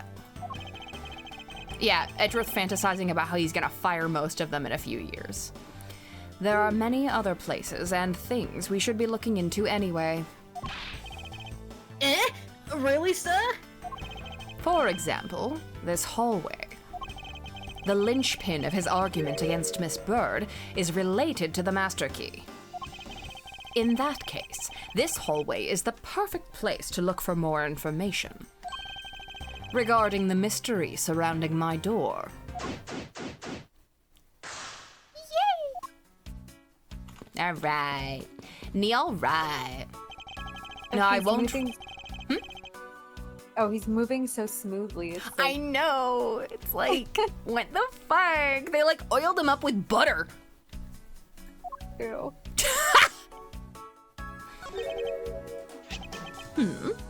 It's... Isn't that the missing Zero files? Isn't that missing Zero series file, sir? No doubt about it. The bloody letters mark it clear as day. There seems to be a few pages missing. I'm back. Hello. Welcome back. Our thief took only what was necessary and left the rest behind. So what are these Zero files about, sir? I guess they've got something worth stealing in them, huh? Not particularly. It's just a collection of court case files. However, the cases within these files are not mine. Huh? They belong to the high prosecutor that used to occupy my current office. Wasn't it, Byrne? I think so, that would make sense. I don't remember, it's been so many years, and by so many I mean like 2 or 3. Yeah, I know. It was Byrne. Oh my god. I have my reasons, but let's just say I was charged with keeping them as they were. And that means the thief must have also wanted the file for a specific reason, right? It would seem so. Only the pages related to that case from 10 years ago are missing. I wonder why anyone would care about such an old case. I wonder. A well-crafted, high-quality sofa for visitors. The stitching is excellent. Shut the fuck up. Talk about a luxury waiting area. These babies are also great for napping, you know. You would sleep even out here, detective? In a hallway? Whenever I do, I always wind up dreaming about giving testimony up on the stand. But it always ends up the same way, me getting trounced by a lawyer. Isn't that awful? Maybe I should give it a try sometime. To envision myself winning, naturally. You want to envision yourself getting trounced by a lawyer?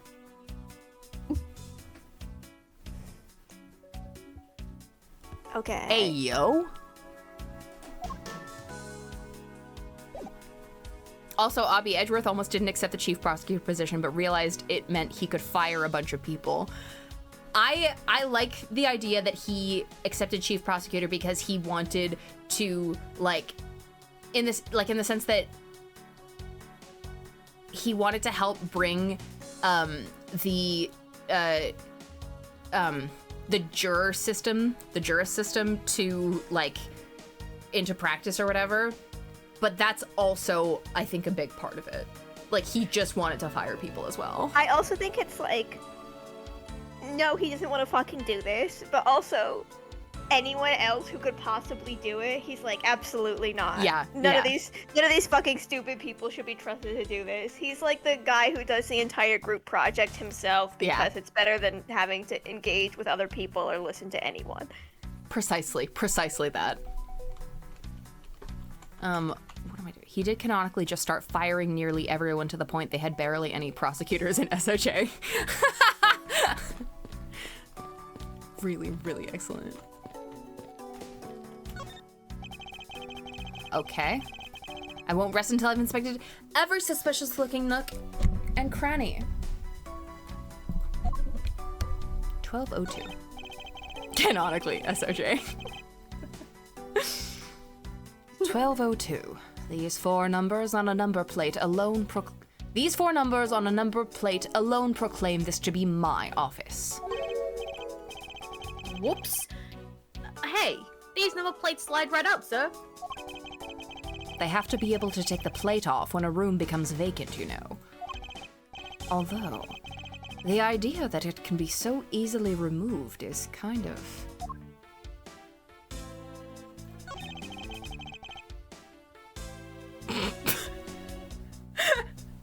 I'm Orthodox attorney. I only believe in the Old Testament.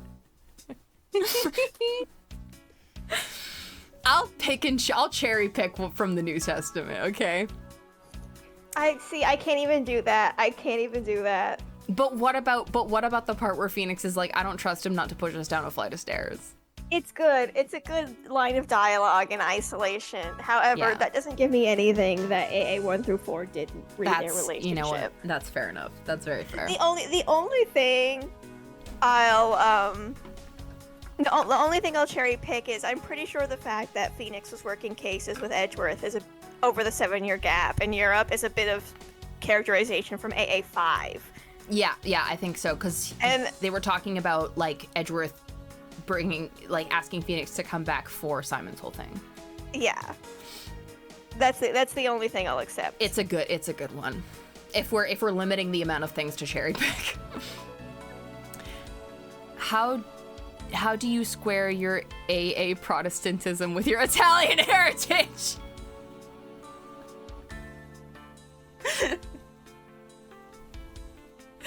I can't answer that. I don't know what to say, because obviously being Italian, I was brought up Catholic, so I don't see any signs of forced entry. Oh, speaking of Italians, Jet, I finished the Reborn anime and now I'm reading it. Oh, I told you I was reading it, Yes. but like I finished the anime finally. I love the manga way more better. Apparently, rumor has it that they coming are back. remaking the anime. Yes. That's why Brad wanted us to watch it. Watch Reborn. It's not good. But like, It's fun though. It's fun. It's fun. It's got a lot of little guys in there. It's got a lot of little guys. The anime is infuriating for its female characters having pretty much no agency, which... Then I can't watch it. Yeah, I know. I was gonna say, it fucking frustrated to no end, and I had to watch it with Brad and Cole, where I could be like, so we're changing this. We're changing this in our collective rewrite. I'm just like, I can't But live that it does life have anymore. a guy who's really down bad, and like lights bombs with his cigarettes, so that's fun. Yeah, he will die for Judaime. Yeah, he will. It's pretty great. But anyways, yeah, Jay, I really don't think you would like it. I don't see any signs of forced entry. And according to the god, no signs that the lock was picked either, sir. Meaning that the door really was opened with a key. Did you happen to ask if any prints were lifted from the doorknob? Apparently, the doorknob's clean as a whistle. White, they think. Whoever this thief is, they did a good job of not leaving any clues behind.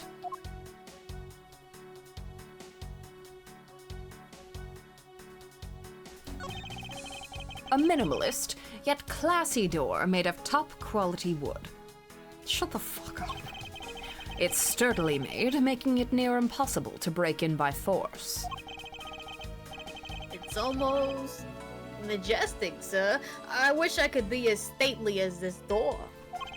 Only Gumshoe would praise a door as something greater than himself. Being a detective has its own rewards, and a certain virtuous value, I think. If you live up to your full potential, that's a poignant trait that anyone can admire. I see. So you're saying, sir, that me being me is the best thing that I could do for everyone? Right.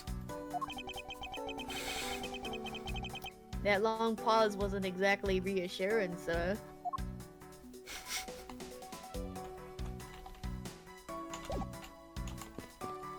Let's talk to Maggie. I was wondering if I may speak with you for a bit concerning this case. Yeah, Dual Destiny was made up by Big Capcom to summarize attorney.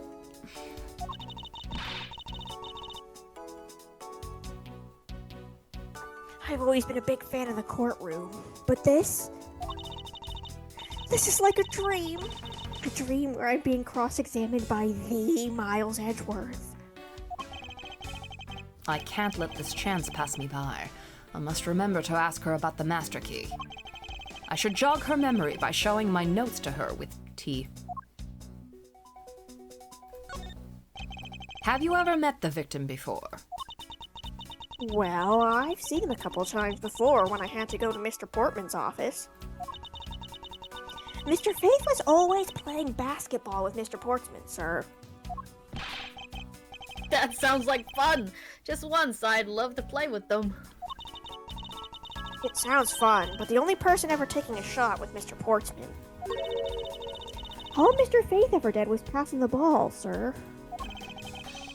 On second thought, I don't think I'd have fit in all that well with them. Miss Maggie Bird, correct? I take it that you are an acquaintance of the I take it that you are an acquaintance of the detective? She was under my supervision back when she was still on the force. Door manufacturers in the AA universe should measure the quality of their doors by whether Phoenix can take them down or not. This. One day, she got caught up in a murder and things started going downhill, so she quit. But I owe a lot to Detective Gumshoe for introducing me to my current employer. Or, so I thought until a few hours ago. Right before I was about to clock out for the night. You got caught up in this whirlwind of a case, correct? Don't worry. My whole life has been nothing but a whirlwind of bad luck and failures. Since I was 6 months old when I fell from the 9th floor of my apartment building. I've been hit by all sorts of vehicles, gotten sick from all sorts of foods. Failed at almost every test I've taken, experienced almost every kind of disaster. And now I managed to be named a criminal, just when I've become a security guard. To Brad and Cole, this is so Carly core. That's a lot to go through in one lifetime. However, did your father die when you were 9 years old? I know, it's so Carly core of me. And just when I thought I'd finally found my happiness, I wind up getting you and Detective Gumshoe involved in my bad luck. You don't need to worry about me, Miss Bird, nor do you need to worry about yourself. I will solve this case and prove your innocence. All I ask in return is your cooperation. Yes, sir, Mr. Edgeworth. You can count on me. I'll do all I can to help. Nyar. Present some shit to her. Show her your badge. Oh, shit! Oh, shit!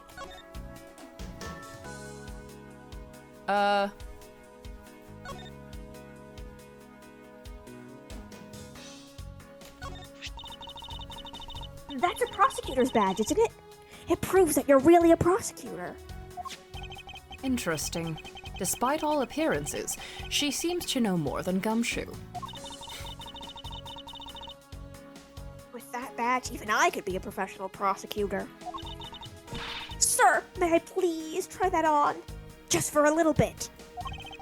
I don't think that would be a very good idea, do you? I guess not.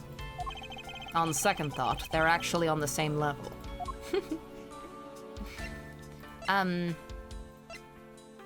Maybe the key? The key, yeah. Key sounds good. So when did you discover that the master key was missing?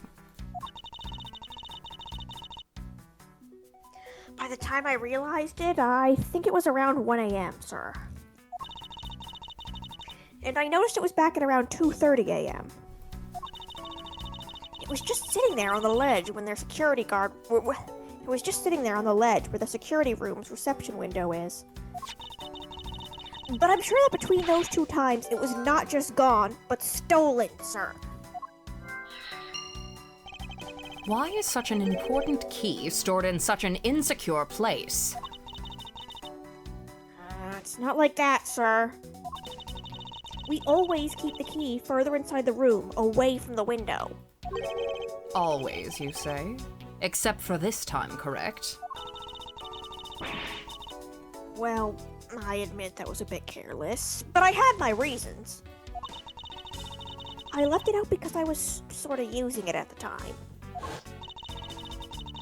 It was after I'd used it that I left it sitting out on the ledge. She used the master key? And then maybe we'll... What did you mean by you used the master key? Oh, I had to use it to open the door for this prosecutor who'd forgotten his key.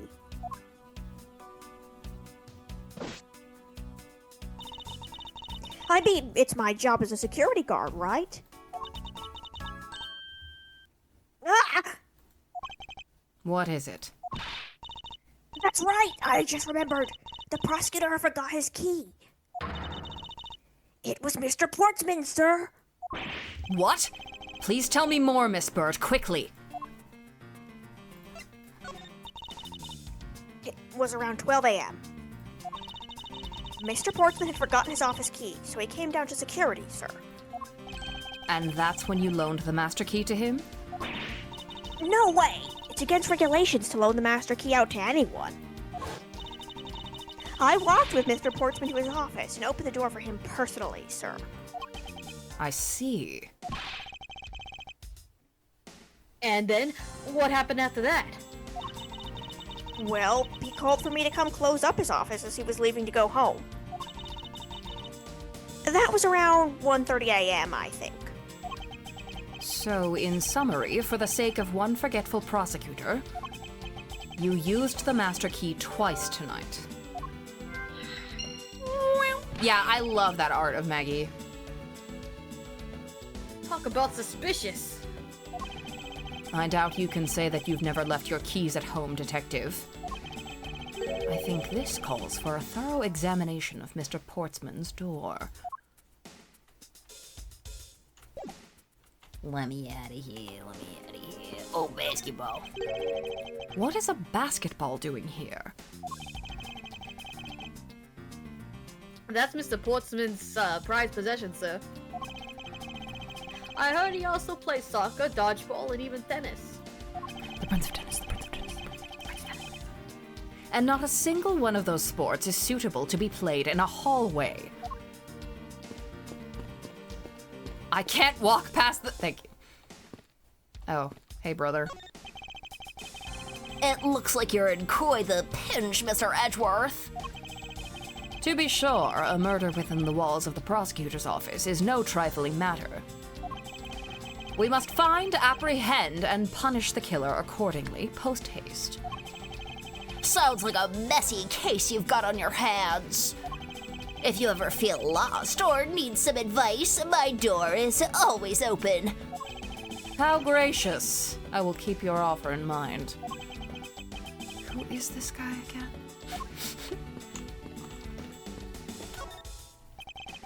I won't rest until I've inspected every suspicious-looking nook and cranny.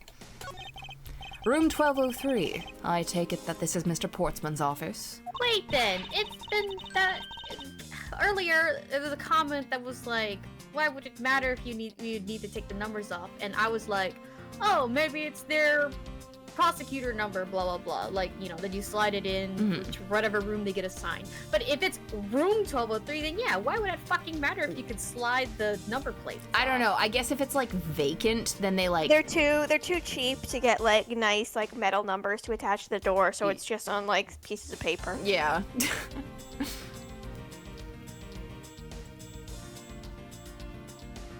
Oh, sorry, I didn't realize that was my mind.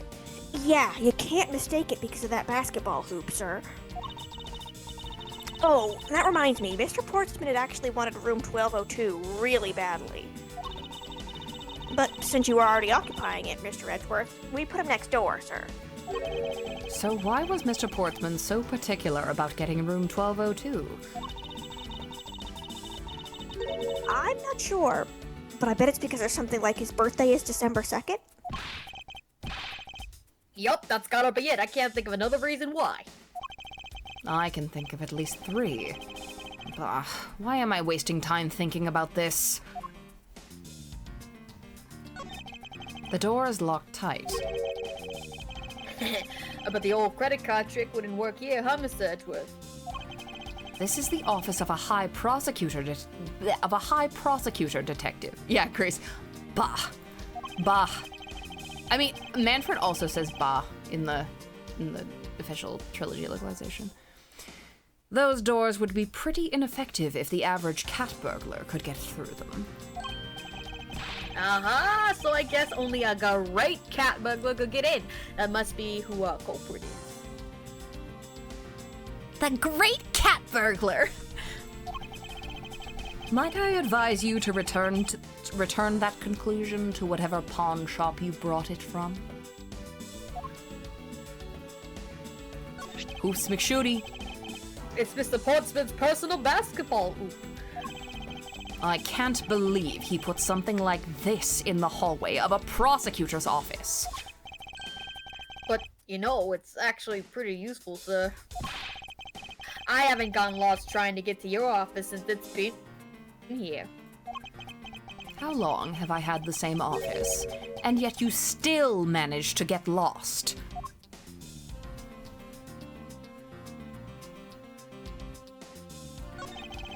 Okay, yeah. Blah, blah, blah, blah. Oh. Alright, well, a man doesn't become more or less dignified because of where he works. Well, hold on. Let me get to the history. I thought it was... Yeah. A minimalist yet classy door made of top quality wood.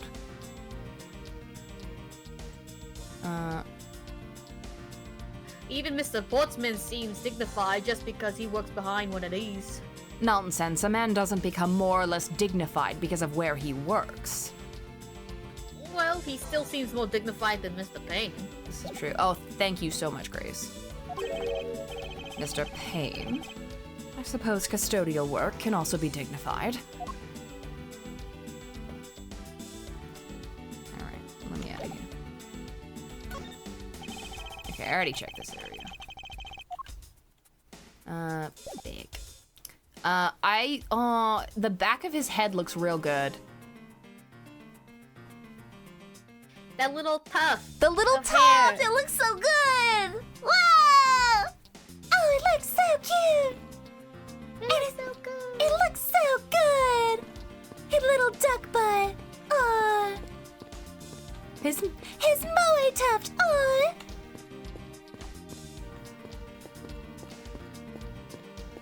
Edward sucks, but this sprite is cute! Is everything alright? Yes, sir, if you must know, I weighed myself this morning and I'm finally at 154 pounds. Congratulations, but I was asking about this hallway and this room. Oh, everything's okay, sir. A word of advice. Stay focused or you may start to lose even more weight. Was that a threat? Okay, let's connect some of my thoughts.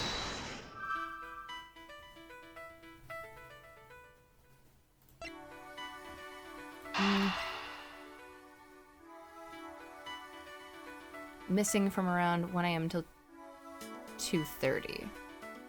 Key was used to unlock and lock Portsman's office at 12 a.m. and 1:30 a.m.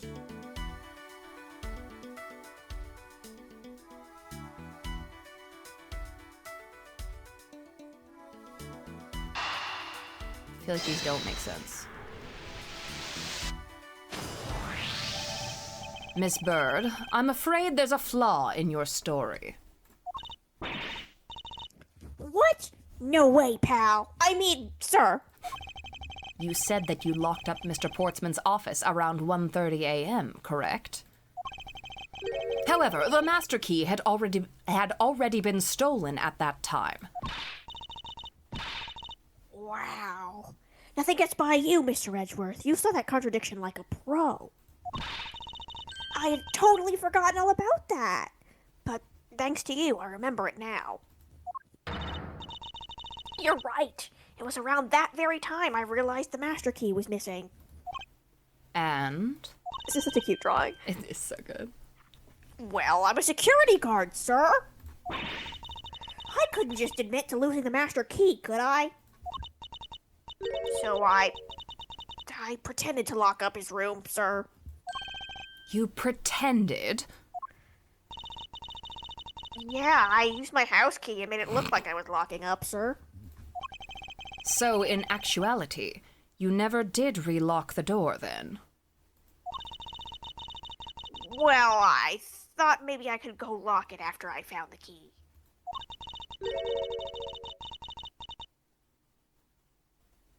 Come to think of it, I guess the door still hasn't been locked properly.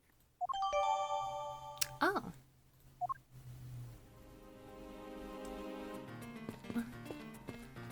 I guess you can't really see the things on the screen over here. Let me know if I need to move chat. Let's see if we can go inside. Yay!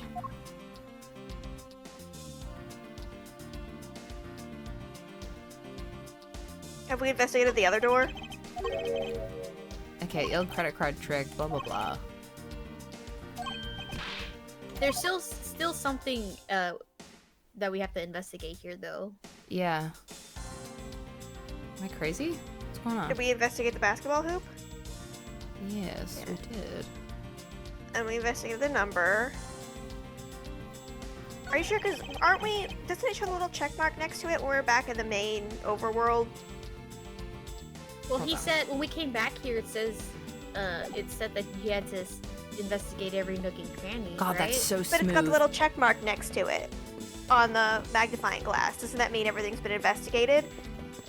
He says, I won't rest until we've inspected every nook and cranny whenever you start anything, isn't it? Yeah, but when you're done investigating something and you go back to it, Edgeworth usually says, I've already looked here, but it doesn't hurt to look again. Did he not say that this time? No, he said, suspicious nook and cranny, but if there's nothing else, I guess try and look at the other door. I don't want to alarm anyone, but his little tuft is bouncing right now. Okay. This is important. This is important. Look at it. It's so smooth. His little cravat is bouncing. Ew, the cravat is bouncing. Oh, no. Okay, front-facing Edgeworth is not my favorite, but It's scary. the tuft is bouncing. Ew. Oh, The tuft is bouncing. It's so cute. see, I already checked this area. Then I guess I'm wrong. Oh my gosh, I love the way the fist, like, as he's walking, his hand, like, drags a little bit. Ugh. Ugh. Happy Smile World. I'm kind of Smile World right now. See, I won't rest. Okay, wait, do I have to, like... Can you connect logic at any point right Oh, now? yeah, we can or- deduce. We can logic.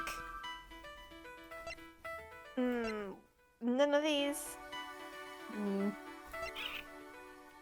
But wait, can we like, isn't there a thing where you can, like, connect something Yeah. happening on the screen to one of our little logic points?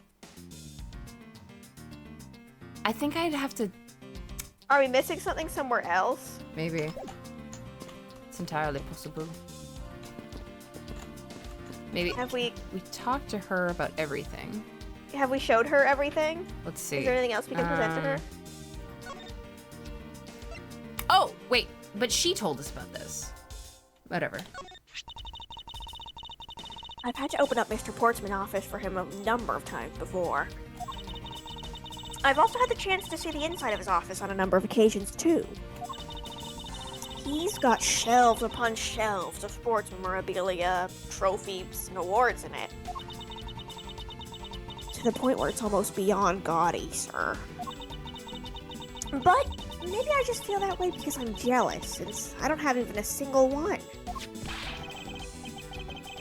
Don't say that, Maggie. I'll make a special God of the Month award just for you. Thanks for trying, but I've already got a mountain of consolation prizes, sir. Oh, I just dropped my phone on the ground. Oh no. Oops, daisies. They're proof of just how unbelievably unlucky my life has been. Plus, getting an award from you just the same as getting a real award, sir.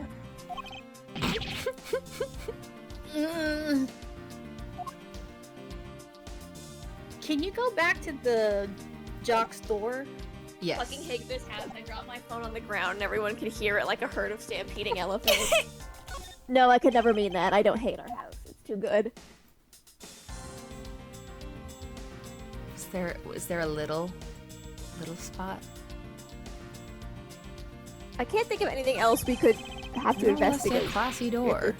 Can you hover over like a thing and like push T? Does that do anything? Oh, maybe.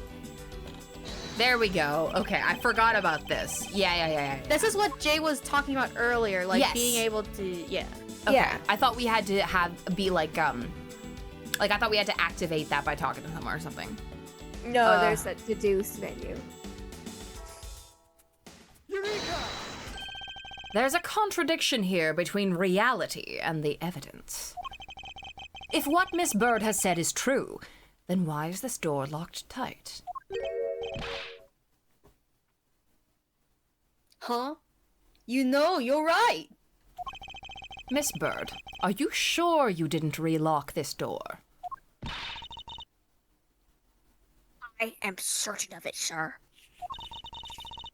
And I don't think Mr. Portsman noticed it himself that I hadn't. Which means, what, sir?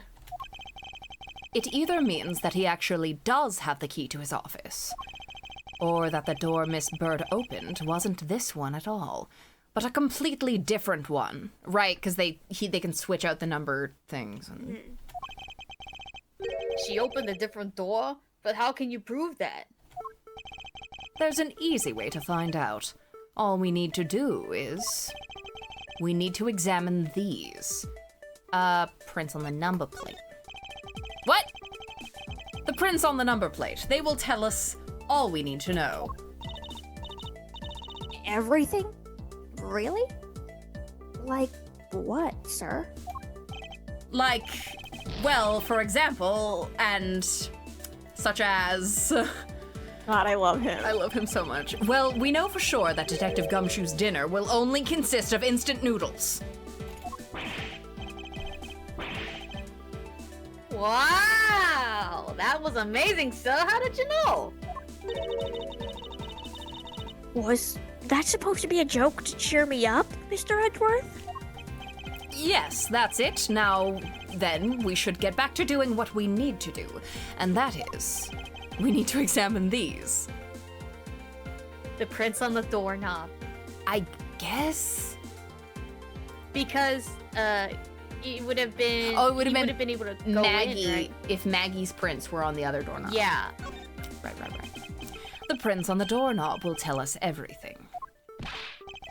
Hey, you! Yeah, you, pal! Do us a favor and see what you can lift from this, okay? So, what'd you find out? There's no need for such belligerent nostril flaring, Detective. Sir, I have found only Mr. Portsman's and Mr. Face prints on this doorknob. So only 2 people's prints were found on this, huh? That's pretty decisive. Huh? I'm lost, sir. Thinking logically, a certain other person's prints should be on this knob as well. Now then, whose prints should also be on this doorknob? Cute. She looks like a kitty. Take that! Don't you find it odd that the prints of the person who unlocked this door are absent? You mean... Yes, the door that Miss Bird opened could not have been this one, but a different one.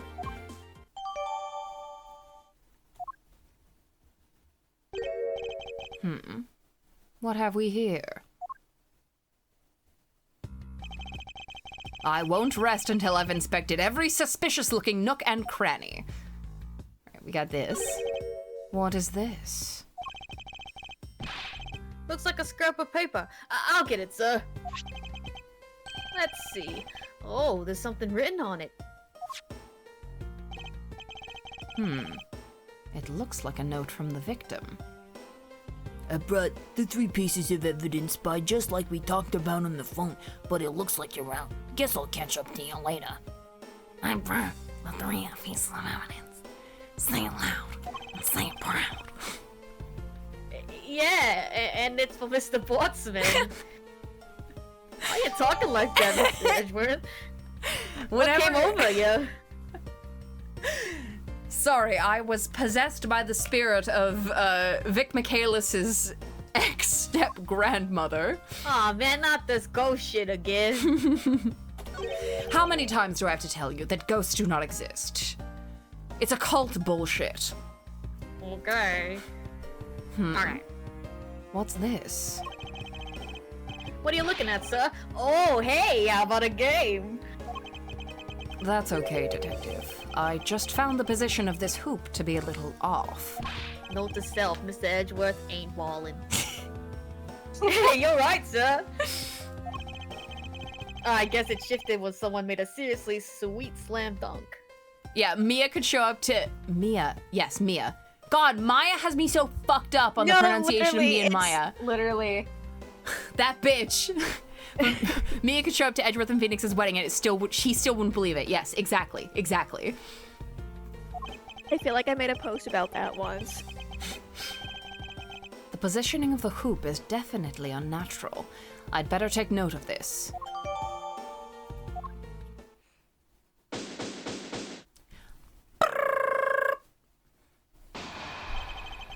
Poking around in this hallway has actually paid off quite handsomely. Huh? How so, sir? In a variety of different ways.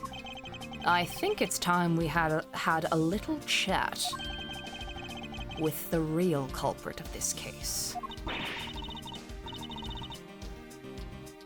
You know who the killer is? Wow, Mr. Edgeworth. As long as my logic is sound, then yes. The mastermind behind this murder is none other than Mr. Portsman. What? Mr. Portsman?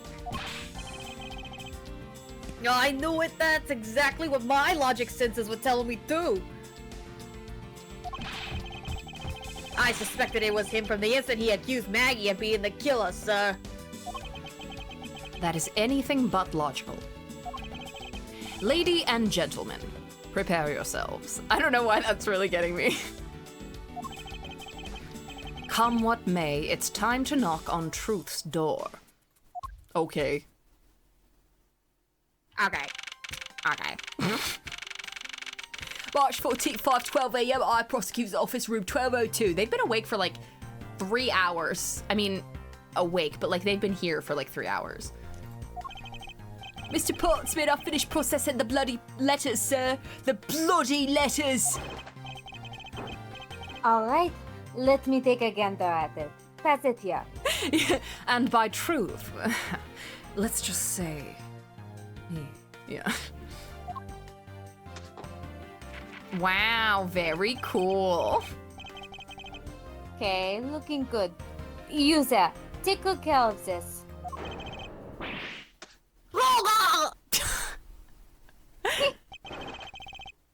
Well, if it isn't Detective Gumshoe.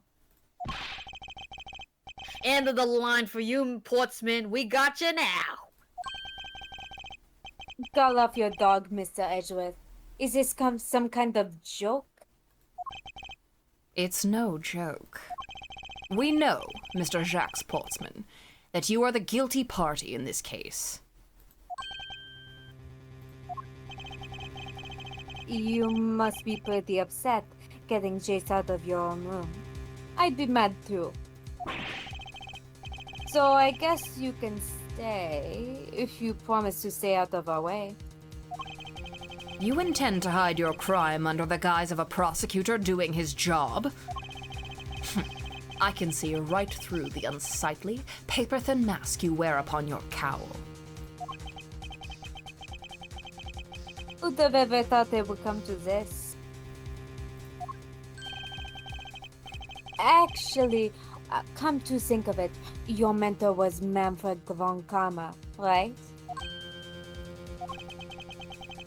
The legendary prosecutor who never lost a single case for 40 long years. But there was always this incessant chatter about forged evidence with that guy. Keep it together. Really teaches me that I've got to stay on the lookout for false accusations, you know? Are you done trying to play mind games with me? Because they won't work. The only thing you should be doing with that mouth of yours is explaining yourself. Girl? Hey, yo.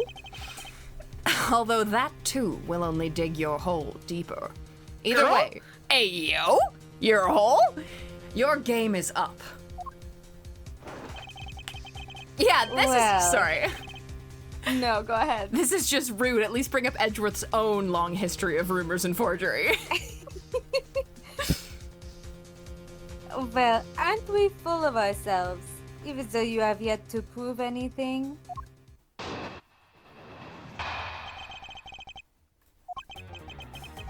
I have no idea what sort of harebrained idea you have in mind, but there's a mountain of evidence that points away from me being the culprit.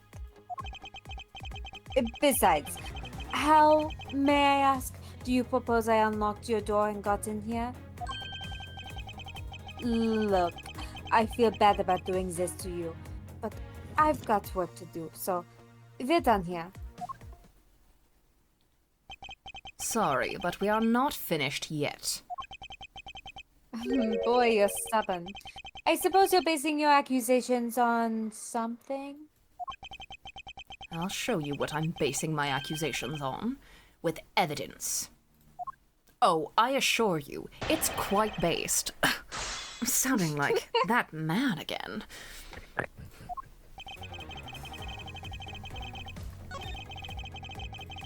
Yeah. Yeah, how many do you propose I unlocked? Yeah, Zoa. Picks on game manga.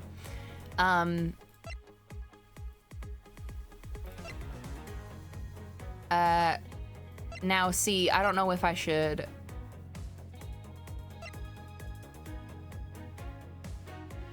I think probably the master key is it. Yeah.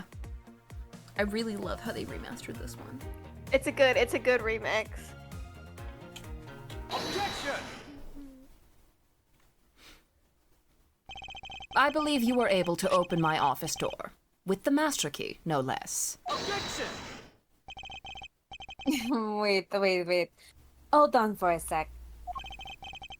I never laid a finger on that key, as you already know.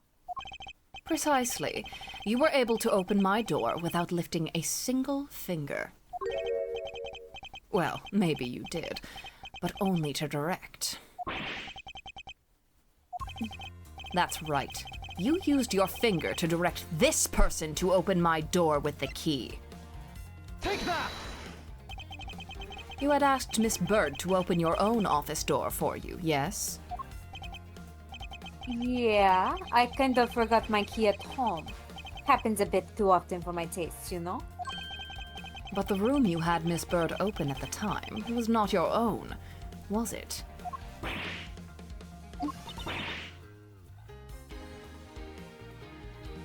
What? You have quite the imagination. But why don't we ask the girl herself whose door she opened, shall we? I'm certain that it was Mr. Portsman's door, sir.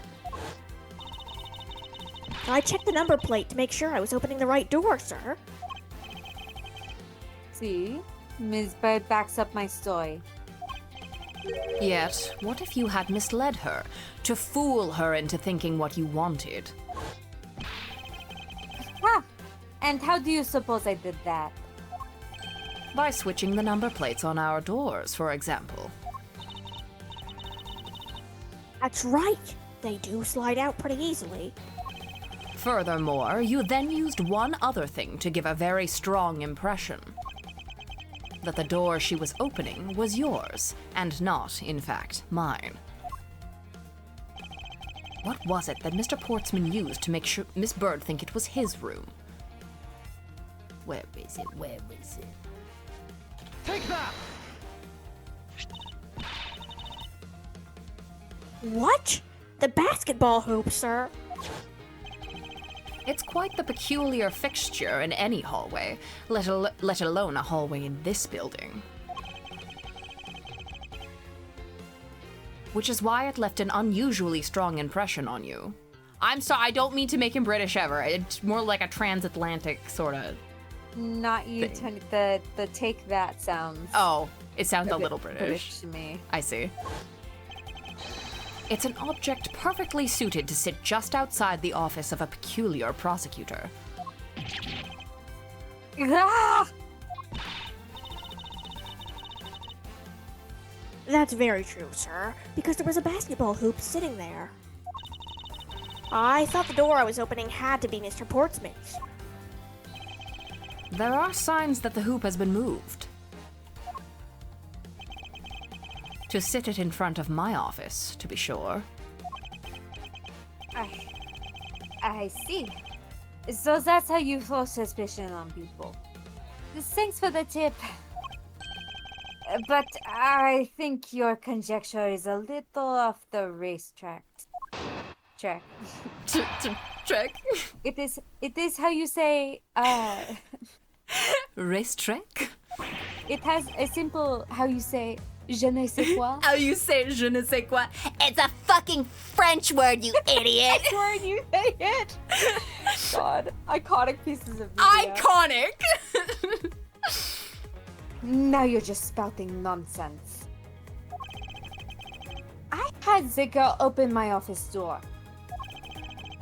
After that, I was in my room the entire time. You don't have a single reason to suspect me, other than that I am French. I heard she's not even from France. She's from Montreal. God, I was just thinking about that. I can't remember what it's called, though. The most popular girls in The school. most popular girls in school. Thank you so much. Brad, it's most popular Of girls in course. school. We were just talking about this. It's Jesus Christ, that fucking gremlin. I'm a fourth grader. Jesus Christ, no one feed that fucking thing after midnight. We're aging ourselves. It's fine. No, for real. So he intends to claim his innocence to the end, does he? I'm as pure as innocent as my jacket. And Miss Bird is as dirty and guilty as the jacket she wears. My jacket's not dirty, I'll have you know. I just watched it yesterday. Please calm down, for I intend to show who is the one truly covered in slime here. Yeah, you gotta educate Nightpool. After that, I was in my room the entire time. You don't have a single reason to suspect me.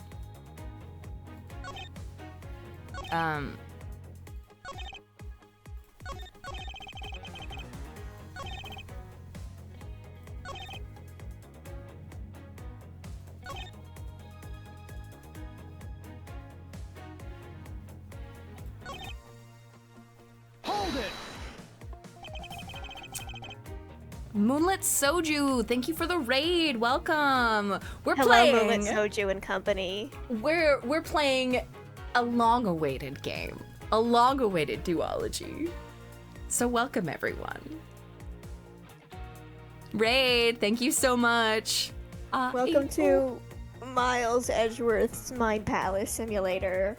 Welcome to his terrible, horrible, no good, very bad week, but a beautiful And my week. terrible, horrible, Never been no seen good, before. very bad game. French accent.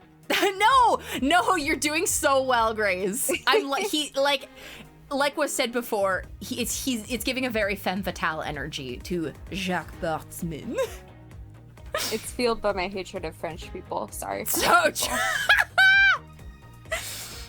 My coworker is like French, and whenever we make fun of French people, she gets kind of upset for real. And she's like the only person in the entire world who I would actually stop making fun of the French to spare their feelings. Aw, she must be pretty nice then. Aw, Moonlit Soju, She's thank you for an following. absolute angel. Oh, you're also playing! Lovely, lovely. Let's have go. have you played before? Because we're popping We've bottles been and throwing psychically manifesting this video game. 4 years. For years. 4 years. Because we all played the fan translation, and when this got announced, it's a national holiday. Literally. I asked this on Twitter, but is there a single AA character who is French and innocent? I don't think so. That's a good question. How many of them are French in general? I think no. What's her face from DGS? Madame. Chuseau? Yeah, Madame Chuseau. No, but that's a real woman. That's the real wax museum lady's name. The Chuspels. There we go. Chuspels. Okay. Yes, the second one is the best. You got it.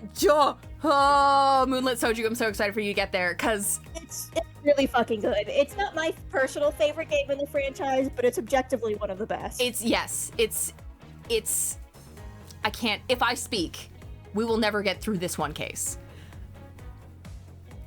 Okay. Well, Moonlit Soju, we're happy to have you. We're so- and your Yeah. cohort here. We're extremely happy to have you. Moonlit is like the biggest Ace fan. You get along really well. Well, welcome to our welcome to this beautiful Mind Palace. I've played AAI1 9 times. I'm well on my way to that, Grovey. And what were you doing in your office? I was doing my usual training regimen. Training regimen? Were you going through your law books from start to finish? I can't stand this fucking guy. Listen, Edgeworth, it's just because you have not worked out a day in your life. I'm mainly bathing practice in some weights. Oh, and I jog when I get the chance. I have heard about it, so the new names are jarring. What do you mean? He's always been Eustace Winner. The winner. Where is that meme where it's like the like two guys talking to each other and it's like the winner? Where is it? Yeah, I know. Here, Exactly. I can find it. Thank you, because like it's become like like everyone in my house, like Brad Cole and I will just look at each other like the winner.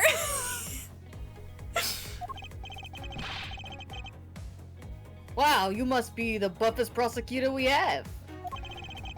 With the weakest legal muscles, it would seem. I was doing my usual workout, so... He seems to be trembling a little. Okay. Wait. Yeah. Thank you, Abby. There was another one that was like the winner. Shout out to my friend going, oh hey cool, Kay gets to keep her name the same. Yeah, I think I'd have an aneurysm if Kay's name was different. They localized Investigations 1 a hot minute ago, which I and other people also keep forgetting continuously. Yeah. something, this is not a fist fight, welcome to the war that is chess. Yes, I can't wait to get to that line. One more little push. All I have to do is find the flaw in his testimony.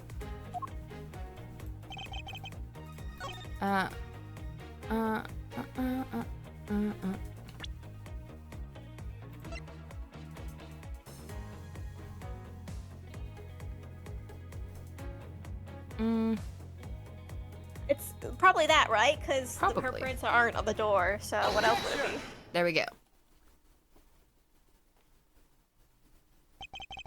I had your door dusted for prints. My door? What for? Come on. I bet you didn't find anything.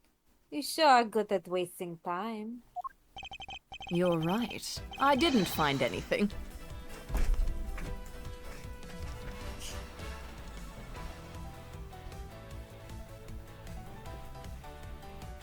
And definitely not Miss Bird's fingerprints. Footprints? What did they have to do with anything? Let's put it this way.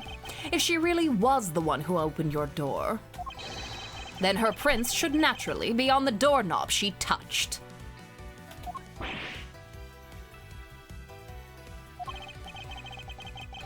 Further, all the prints on my office door's knob have been wiped clean off. I can only assume it's because Miss Bird's fingerprints were on it. Objection! But it doesn't change the fact that I was in my room the entire time. Is that really a fact? Or is it fiction? Hey! Would I lie to you? I'm just a little birthday boy. I have here proof that you were not in your room the entire time, as you claim. What does this say again? Oh, right. Take that! This is a note that the victim left for you, Mr. Portsman. Not? It was left under your door. Or did you not notice? And right here it says, "But you're out." You were not in your room when the victim came to call on you. So then, where were you? And what were you doing? Don't you think it's time you gave up on your charade? We know you stole into my office with the intent of stealing something from me. And Detective Faith found you out. Possibly because he heard sounds coming from a room whose occupant was on leave. Mr. Portsman, you killed Mr. Faith to silence him. And I had the misfortune to return when I did. And I had the misfortune to return when I did. You had to threaten me as you escaped. As I said when you had the gun to my back, no one gets away with committing murder in my office!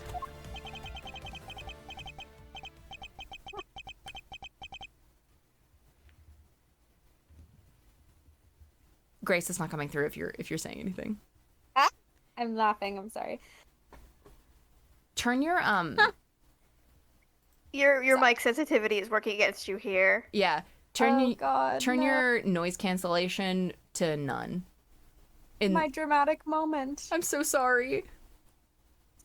Go down to noise suppression and turn it to none. I'm going. Oh my god. I'm ruining them. You're never recovering from this one, Grace. Yeah, it says Good luck even crisp. getting a girl to look at me now. Literally. Yeah, Nightpool told me this one too. Well, I am laughing very fondly. I'm sorry you couldn't hear before. All right, try it again.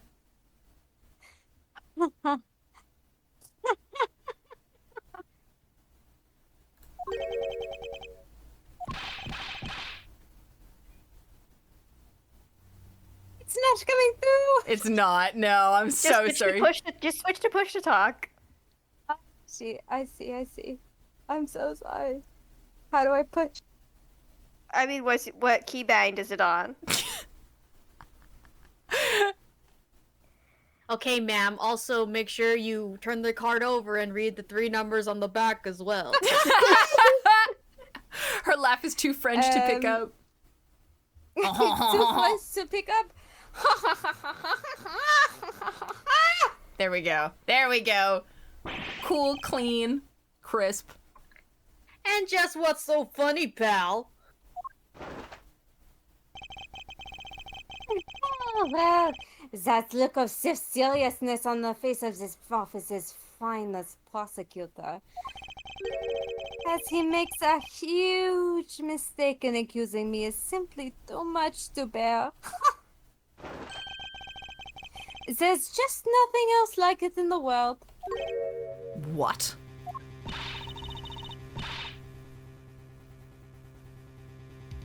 Mr. Edgeworth just explained it all, and he even backed it up. You're the murderer. Stop trying to be slippery and just admit to the crime already.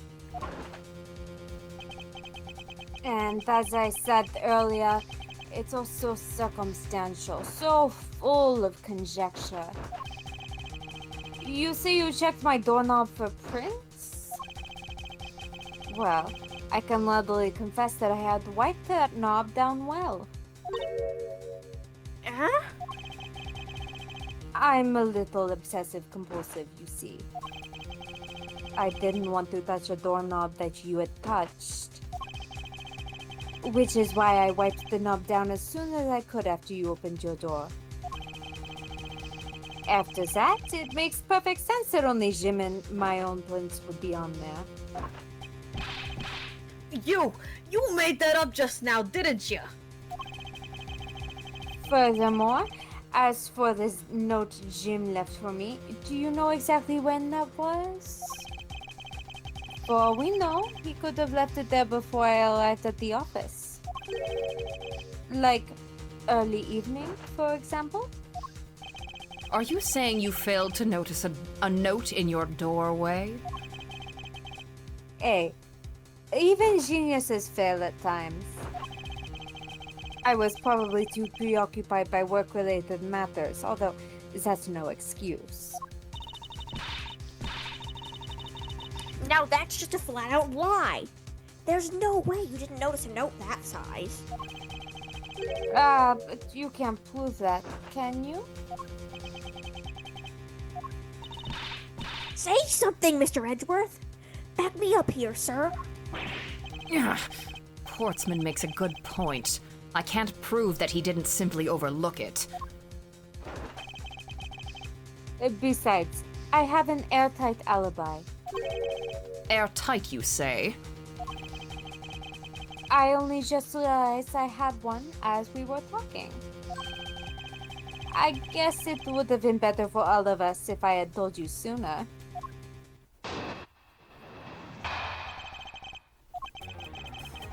If memory serves, you came back to this office at around 2 a.m., correct?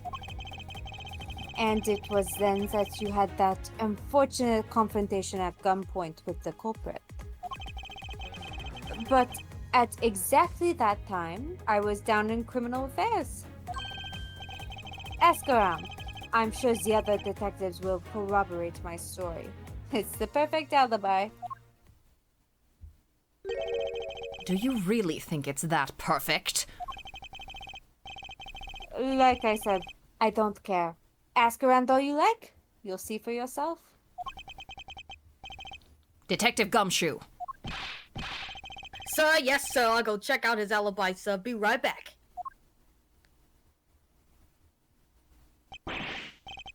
Mr. Edgeworth, sir, I think we're in trouble. It's just like Mr. Portsman said. The guys down in criminal affairs said they saw him at around 2 a.m. You see? All of the evidence points to him being the culprit. So there must be a contradictory point in his alibi somewhere.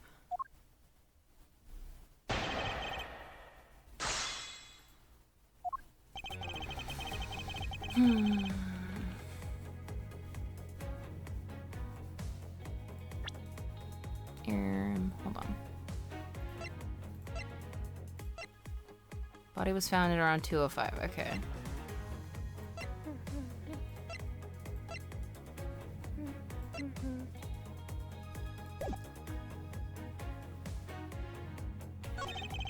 It was then that you had an unfortunate conversation at gunpoint with the culprit.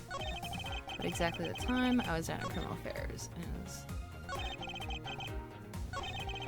Okay.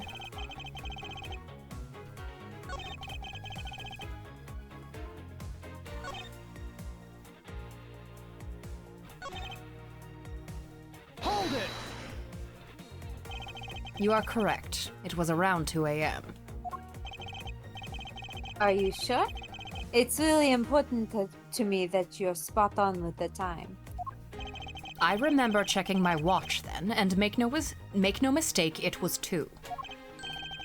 Ooh, giving testimony like a pro. Okay, so you came back to your office at 2.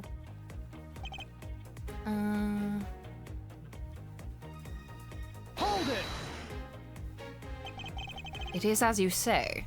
However, Yes, however, you are the only one who claims to have bumped into the culprit. So tell me, did you see the person's face? Was it me who you saw? it was pitch black, so I couldn't actually see. Objection! Oh, come now. I'm sure you saw something. Try a little harder, why don't you? I'm beginning to feel like I'm the one being interrogated here. Oh well, it doesn't matter if you remember or not. It only matters that you ran into the culprit.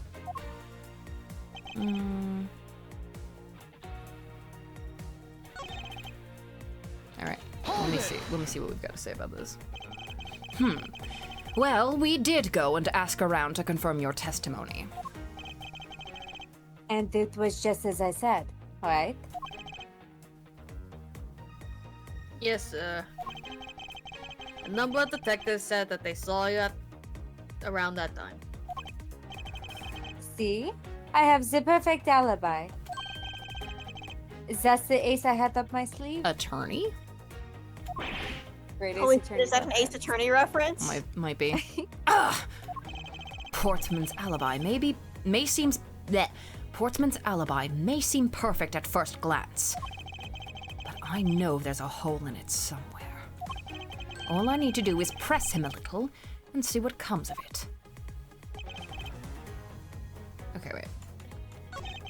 The only thing that I haven't pressed is this one, right? Hold it! Didn't we just press that? No, it was the Oh, next no. one. So you paid the Criminal Affairs Department a visit. Yep. Right after I left the prosecutor's building, I headed straight for the precinct. Impossible! He actually does have the perfect alibi! Yay, I love his sprite. What's wrong? Why the sudden sullen look on your face? Can't you say anything back, Mr. Edgeworth? I think we've reached the end of the line and it's time to get off this, as you Americans say, crazy train. User, Sir! please escort the young lady out. But remember, be gentle. Maggie! Detective Gumshoe!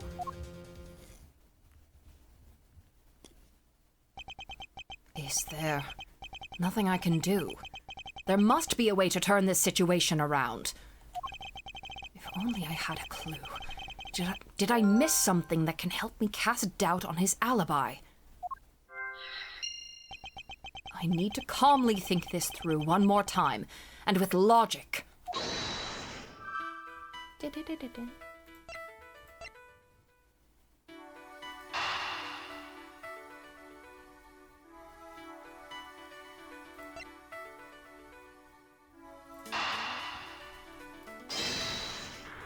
I mean, think probably it's the these two. file's in disarray, isn't it? Or no, I Because there's guess two not. guns.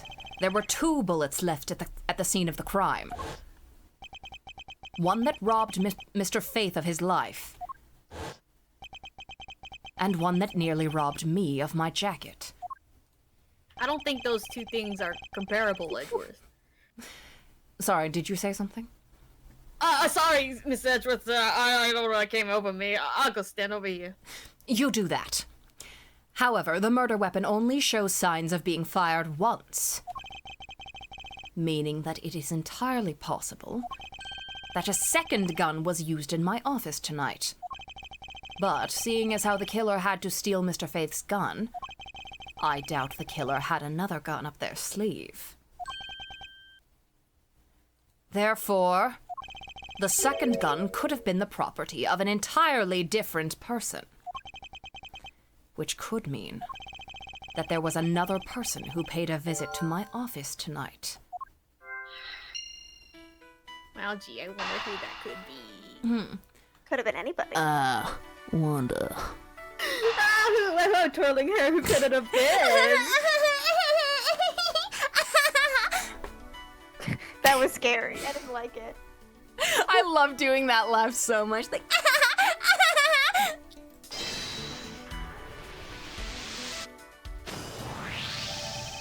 supposing there was yet another visitor tonight.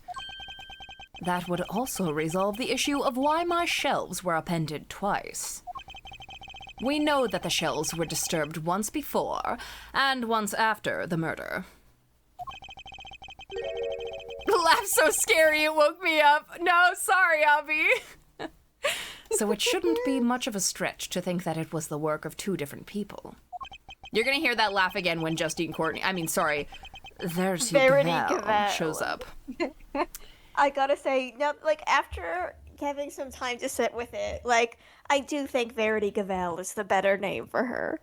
Honestly, It's kind of, like, they're both fucking good, but, like, Verity's just got that sort of pretension to it that Justine as a name doesn't have to me. that is fair enough. Like, I can say, like Courtney is so good because it's like, I don't know. It sounds like a name, and it's like... Truth Gavel, also kind of like a really on-the-nose name. Yeah. I don't know. It is one of the ones that I'm like, okay, you know what? Okay, I'll take either. I won't give them Eustace Winner, though. I'm not giving them that the one. winner. The winner. And once again, after the murder by our second culprit, Gavel. who was the owner of the second gun? If we suppose that the second culprit's gun was the one that was pointed at my back, Justine and Courtney are too first namey for me, so Verity Gavel hits the right notes for me. That's fair enough. You know what? That's fair. Justine Courtney is like when you got two first names. Some people have two first names. Some people got two first names, but Verity Gavel is growing on me. Listen, I've been saying this, but, like, Victor would have been better than Winner. I don't understand why they just went for Winner instead of Victor. Because the Victor's winner. a real name, and it does the same. But it sounds like useless whiner. I get it. I mean, But it's like Winner. It's like that's a side character name, not a main character name. That is true. That is true enough. The winner. Nepo Tea baby.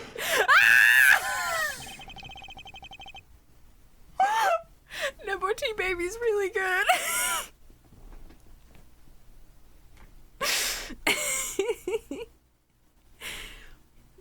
Nepotism. Actually, that should be Clavier's name. I know he's got rich parents. I know it. No, for real. Oh, absolutely. Absolutely. When I draw Clavier's mom, just like in the headcanon version of her I have in my head, she has made like an America's Next Top Model like style modeling show, being a very successful model and movie star, but like people have actually died on it. That's like my thinking for her. Like she's just like insane, but rich enough, like old money rich too. Yeah, I could see that. Win would have been good, yeah. Mr. Portsman, it seems that I need to amend my assumptions regarding this case. Great.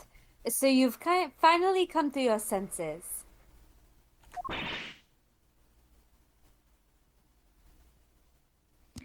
Mr. Edgeworth. sir, what are you saying?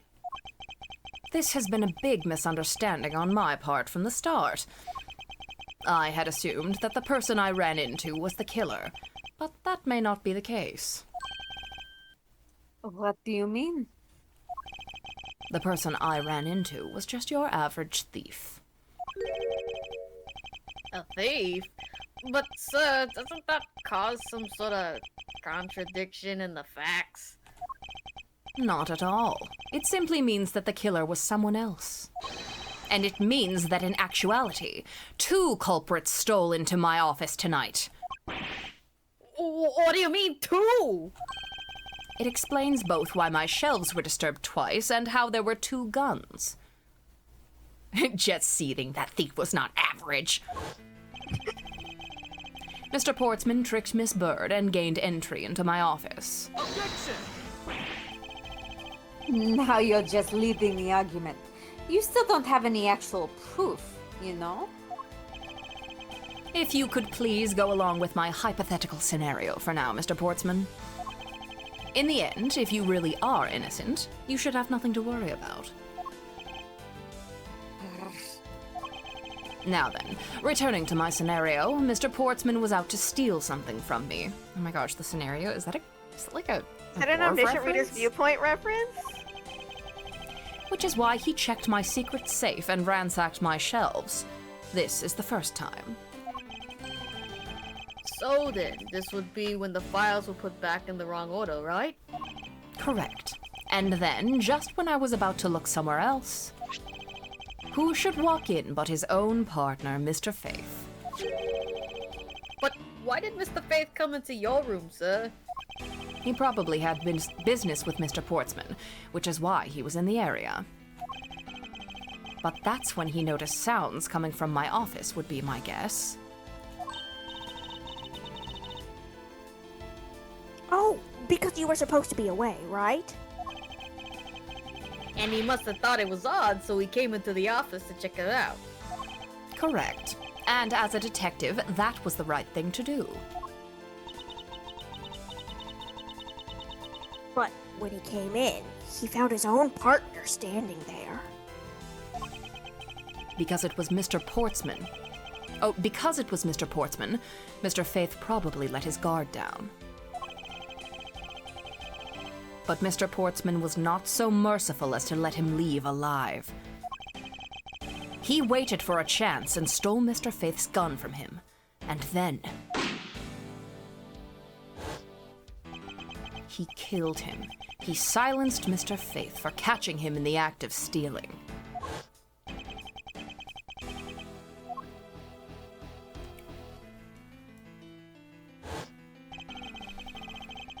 This was the moment in which the first shot was fired, the one that landed in my files.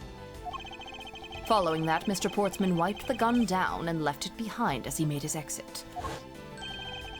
He could afford to do that because he also left the fake dying message behind. You're such a complicated troublemaker, you know that? Well, if things were as simple as that, then all would be solved. However, there was yet another visitor to my room, and this is where it gets complicated. So what's another? Why does Portsman's head look bigger than Gumshoe's right now? It What is does. this sizing issue? He looks There's just... always been some scale stuff happening with the investigation sprites. I guess like, so. Kay's head looks huge in comparison to Edgeworth's. That's fair enough. It It's also just seems like Gumshoe's is just like better rendered. Jock's looks like his was left in the past. It looks older. True, to me. actually. It's got those like harsh black lines. Whereas Gumshoe's look a little bit like softer and like more, I don't know. Interesting. Gumshoe's sprite definitely looks cleaner. Mm-hmm. Visitor, sir? Yes, and this other person's objective was also to steal something from me. Now then, even after Mr. Portsman left, the door to my office remained unlocked. It might be from the mobile port. There. However, this new visitor had no way of knowing that, and so they stole the master key from the security guard's room, and then entered my room and searched through my shelves. This was the second time they were disturbed, and it seems the thief found their prize. The stolen zero file, right, sir? Correct. Only just as the thief was about to leave with the file, I appeared. The thief then threatened me with their own gun and made their escape. The second bullet was fired during that brief encounter. So the shelves getting messed up twice and the 2 bullets. It was all because 2 different people were doing those things at 2 different times. Precisely. So now do you see, Mr. Portsman? The person I met was just a thief, and was not, in fact, Mr. Faith's killer. Your alibi for the time frame in which I ran into the other person is now irrelevant. Because we now know that the murder took place during the first culprit's visit. Objection!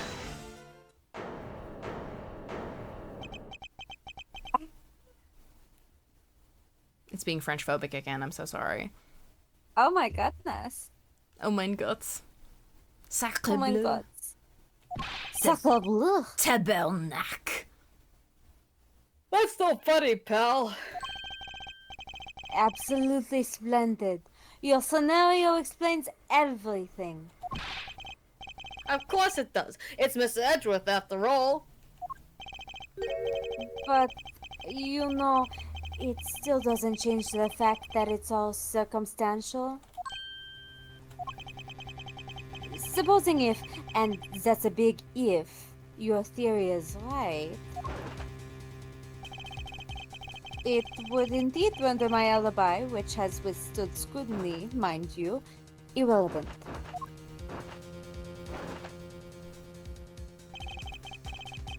But there is still one defining point of your argument for which you have no evidence. Your supposition that I was the first visitor. Mr. Edgeworth, you can't let him get away with that, sir. But he has a point. I have absolutely no proof at this point.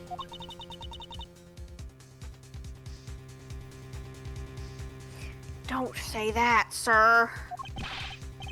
I don't believe this. Don't worry, Maggie. I'll do something if I must.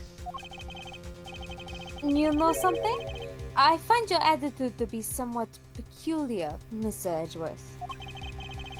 If the person you met really was just a plain old thief, then why is that person not your main suspect? That is, if your theory is correct.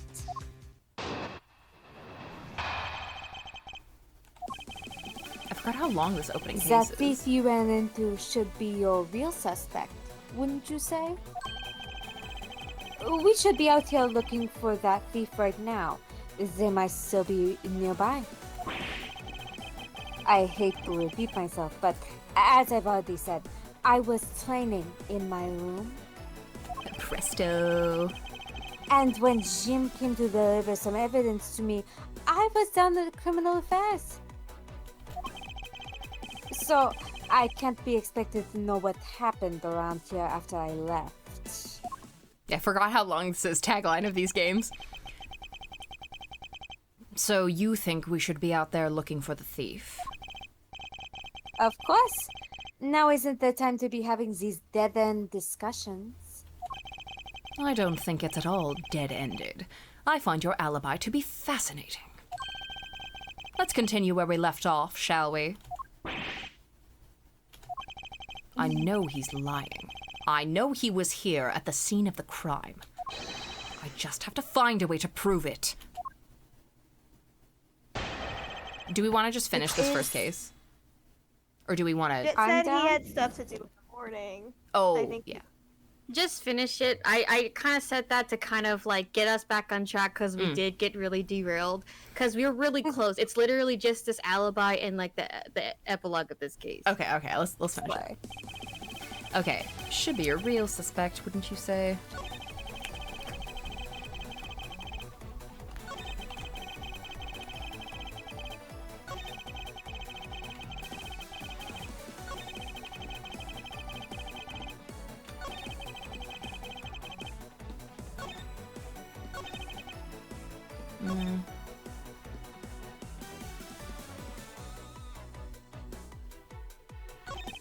Yeah, belongs in DDR.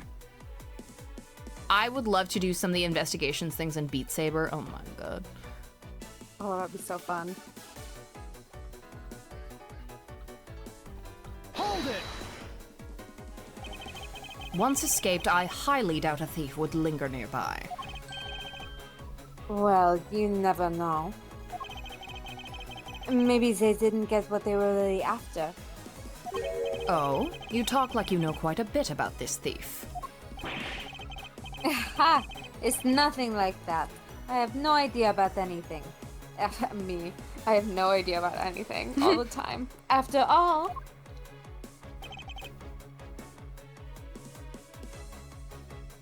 But how'd you not hear anything? Hold it! But according to Mr. Faith's note, Hold on. I thought we already cleared that up. Didn't we say that Jim left that note for me in the early evening?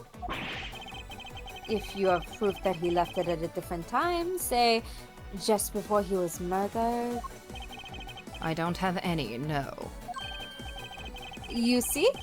So I insist again that I was in my office the entire time.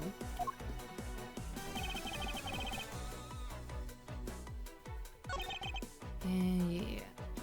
Hold it! I can't expect you to know, can I? No, but I guess you can expect me to take a guess based on logical deductions? Oh, then let's see you deduce. Jim waited for me to leave and then stole the master key. For the purpose of sneaking into your room, of course. And that's when Miss Berg caught him red-handed, and the murder occurred. It's all exactly as I had laid out earlier. I know he's lying. I know he was here at the scene of the crime. I just have to find a way to prove it. Okay, so I gotta present something. Hold on. Let's see.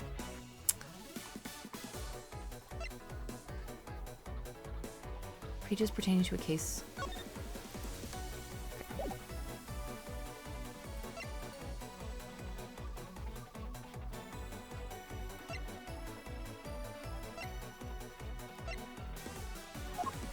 It's only the Hoops McShooty on that page.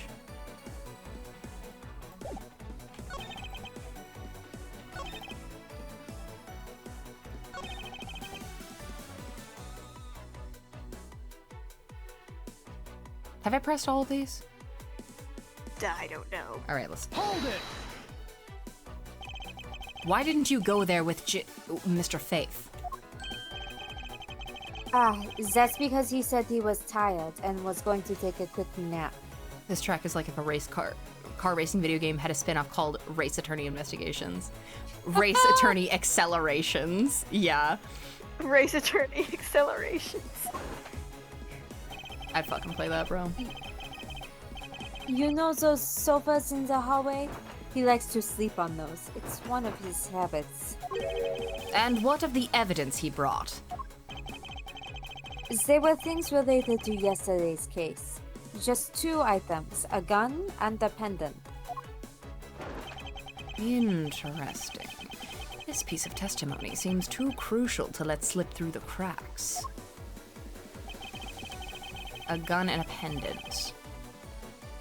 Hold it! A gun and a pendant. Yes, this gun, which was the murder weapon. And this pendant, which belonged to the victim. And why were you taking them to criminal affairs? There was something in the past case file I wanted to compare these two to. But all this has nothing to do with this case right now. Anyway, I believe you'll find the long paper trail I left to be to your satisfaction. This is all matching up with what Detective Gumshoe found out.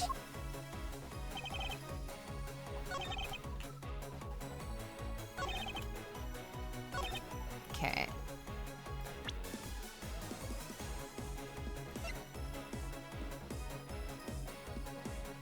But why would a gun be related to... Hold on.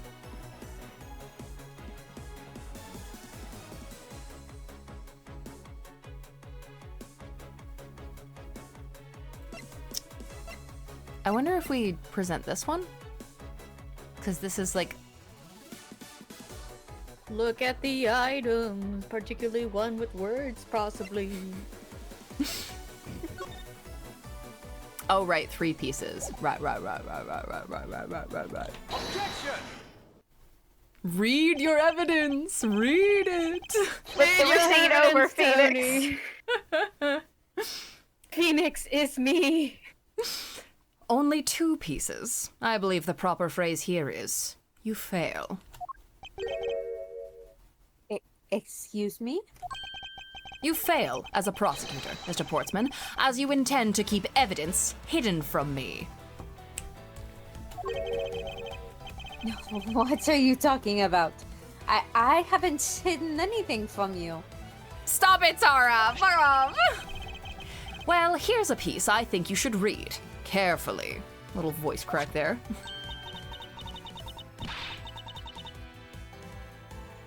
It says that Mr. Faith was bringing 3 pieces. Yes. And this is the victim's real dying message to you, Mr. Portsman. I can't believe to get tripped up by simple arithmetic. Where is the missing piece of evidence? It's... You have it, don't you? Only the guilty would make such a face. Detective Gumshoe. You don't have to say it, sir. I'll pat the guy down from head to toe. What? Don't come any closer. I'm warning you. This is all part of the investigation, pal. So don't even think about stopping me. Yeah, Edgeworth, you make that kind of face all the time. No! Hey, what's this? Literally, Grovey numbers evil. He had this on him, sir. Despite what you said, it would appear that you do have something to hide.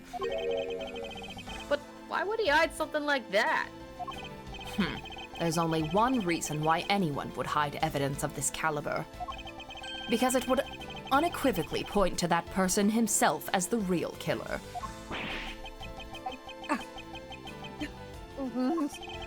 Let's examine this videotape in a little more detail.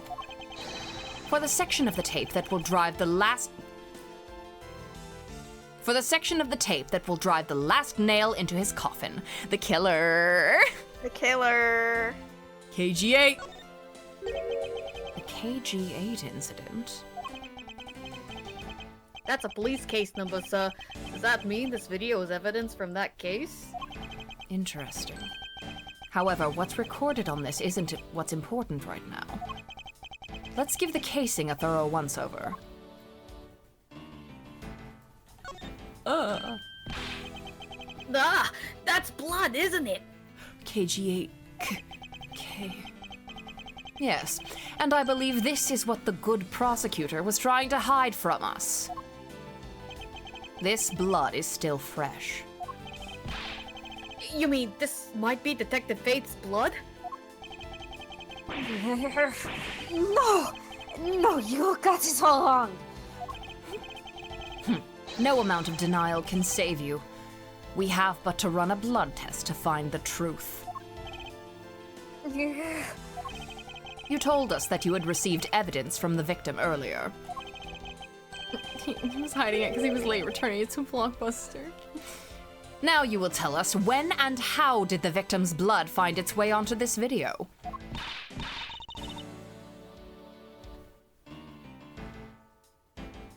Yeah, it's totally suspicious. Was it at the moment of his death? Did Detective Faith have this videotape on his personage when you killed him? You know very well there's no need to prove that. Not even if we were to examine this tape for fingerprints? If I had to take a guess, I'd say that the only ones on here would belong to the murderous you and Mr. Faith. The murderous you. No! Impossible! I...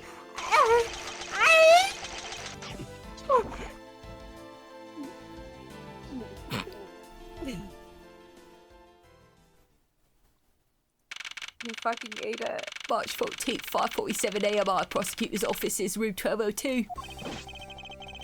Mr. Portsman has been placed under arrest for the murder of Detective Buddy Faith, sir. Very good. And the results we got back from the lab techs on the tape turned out to be real solid, sir. The blood work came back, and it was definitely Mr. Faith's blood on there. And as a bonus, they were also able to lift a few of Mr. Fate's fingerprints as well. Thank you so very much, Mr. Edgeworth. I still can't believe I got to see your cool deduction skills outside the courtroom. I'm impressed beyond words, sir. It was nothing. I'm just sorry you got caught up in a murder in my office.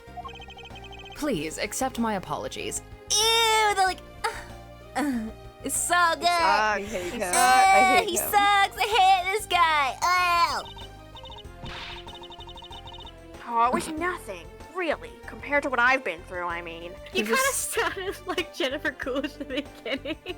Ah, it was nothing. It was nothing. There's a screaming baby outside. Oh. I consider myself lucky that it was only a burglary and a murder this time, sir.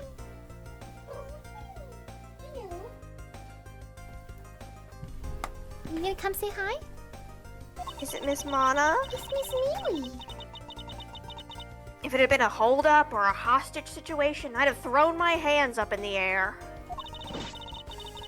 I think I'm finally rising up from a goddess of misfortune to just an unlucky person.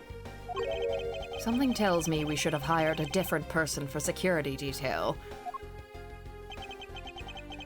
You know something, sir? That Mr. Portsman really was one corrupt prosecutor. And why would you say he was corrupt? Well, I heard that there were a number of suspicious things related to his court cases. There's even rumors about how some of the evidence he used is forged, sir. Forged evidence, huh? And they say he even decided not to prosecute a few cases for some really vague reasons. Ooh, that guy was a complete disgrace to the entire profession. We never did get around to asking what his reason was for breaking into my office. Yeah, whenever we got near that topic, he just clammed up. Yeah, forged evidence was totally an AA4 reference. Absolutely. You think someone would do that? Just go into the courtroom and forge evidence? Although we can be pretty certain that it was to steal something.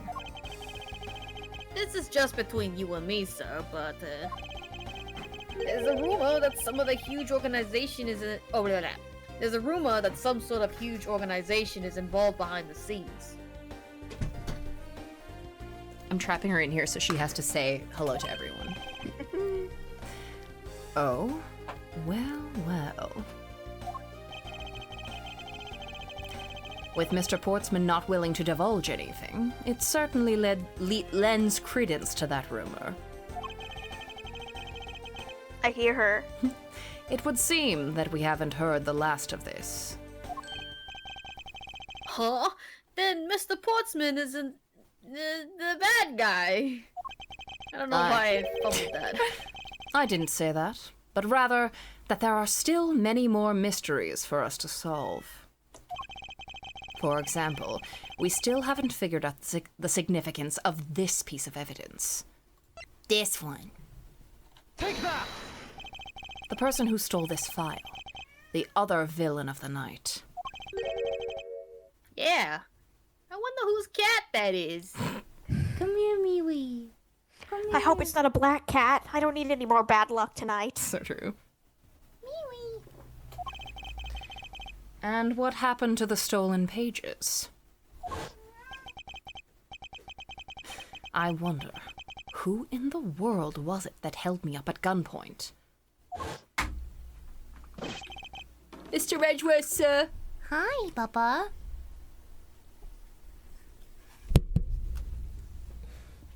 Yes, there she Baba. is. Yay.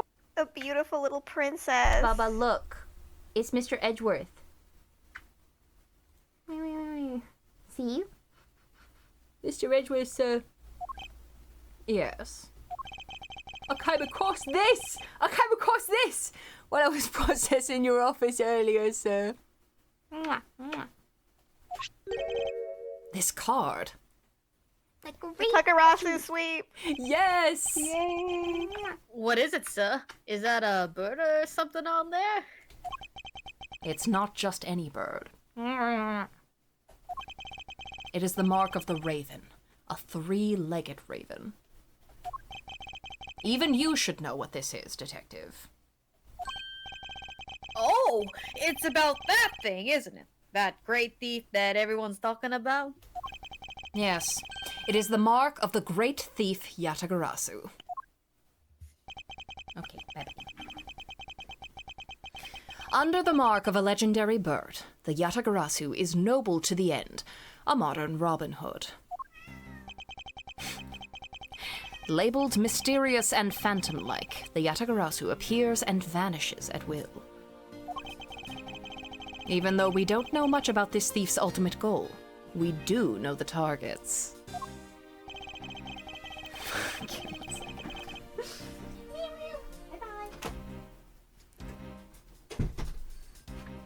The fucking beast. She the was little just gonna beastie beast. keep screaming. The Yatagarasu likes to find and make public evidence of corrupt dealings of all sorts. Detective, do you remember what we were doing literally earlier today? Not a goddamn thing, sir. I figured. The theft is always performed in silence, and always with perfection. Once a target is chosen, no dramatic calling card or announcement is sent forth. Instead, the chosen corporation is infiltrated without even the target noticing. Some days later, the evidence that was found is sent out to the mass media. Yeah, Mana meowing every second she's not held tells us she's a very spoiled Miss Kitty. She's loved. Yes, she's very spoiled. She's on like a raw food hypoallergenic diet that I personally prepare for her every day. Along with this single card. Although it has been a while since the Yatagarasu's last appearance. Hey, Mr. Edgeworth, look, something's written on the back. What? Let me see.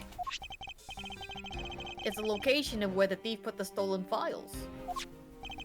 So the person who stole the contents of the file was the Yatagarasu? Yatagarasu. Organization. Quite a few key words are popping up in this mystery. Contradiction. The murder in my office. The return of the great thief, Yatagarasu. That's a lot of words, Edgeworth, not just a few. Yeah.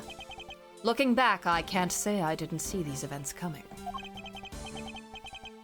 For they were heralded by the incidents that began to occur 2 days ago. Wow, that text was slow. For his dramatic delivery. True, true. That was the first case! Wow, guys. Ace Attorney Investigations. It's real. It happened.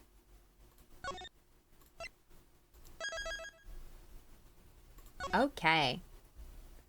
All right, so we... Okay, it's not gonna go till I press back.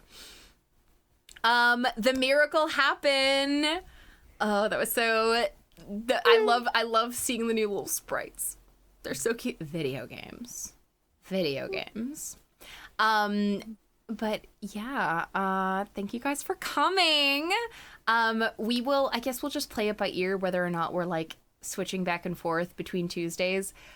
I'm getting AAI pilled again. Yay. We might have to put Layton on hold.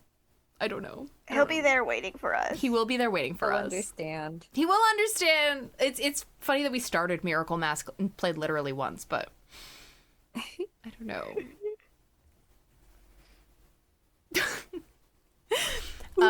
I will be so sad if we put Mr. Layton on hold. Listen, we'll figure something out. We'll figure it out. Okay, we'll figure it out. I don't mind because I also have my Layton playthrough on hold. Well, there you go. We'll talk about it later. But thank you guys for all coming for this auspicious day. I'm so fucking excited. I'm so excited to maybe Layton Saturdays. Maybe this. Well, Jay's not free on Saturdays. I'm not free on Saturday afternoons and evenings. No, only Saturday mornings, unfortunately. This is so sad. This is sad. Okay.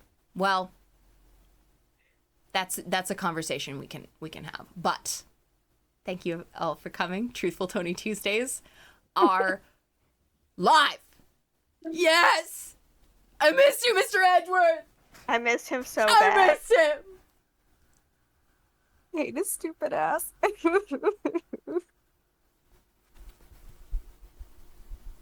Look at him. There he is. Yes! Okay, anyways, thank you guys for coming. I will see you next time. I'll try and work something out, and I'll let you guys know in the server. Anyways, everyone have a good night. I'll see you all. Goodbye. Bye, everybody.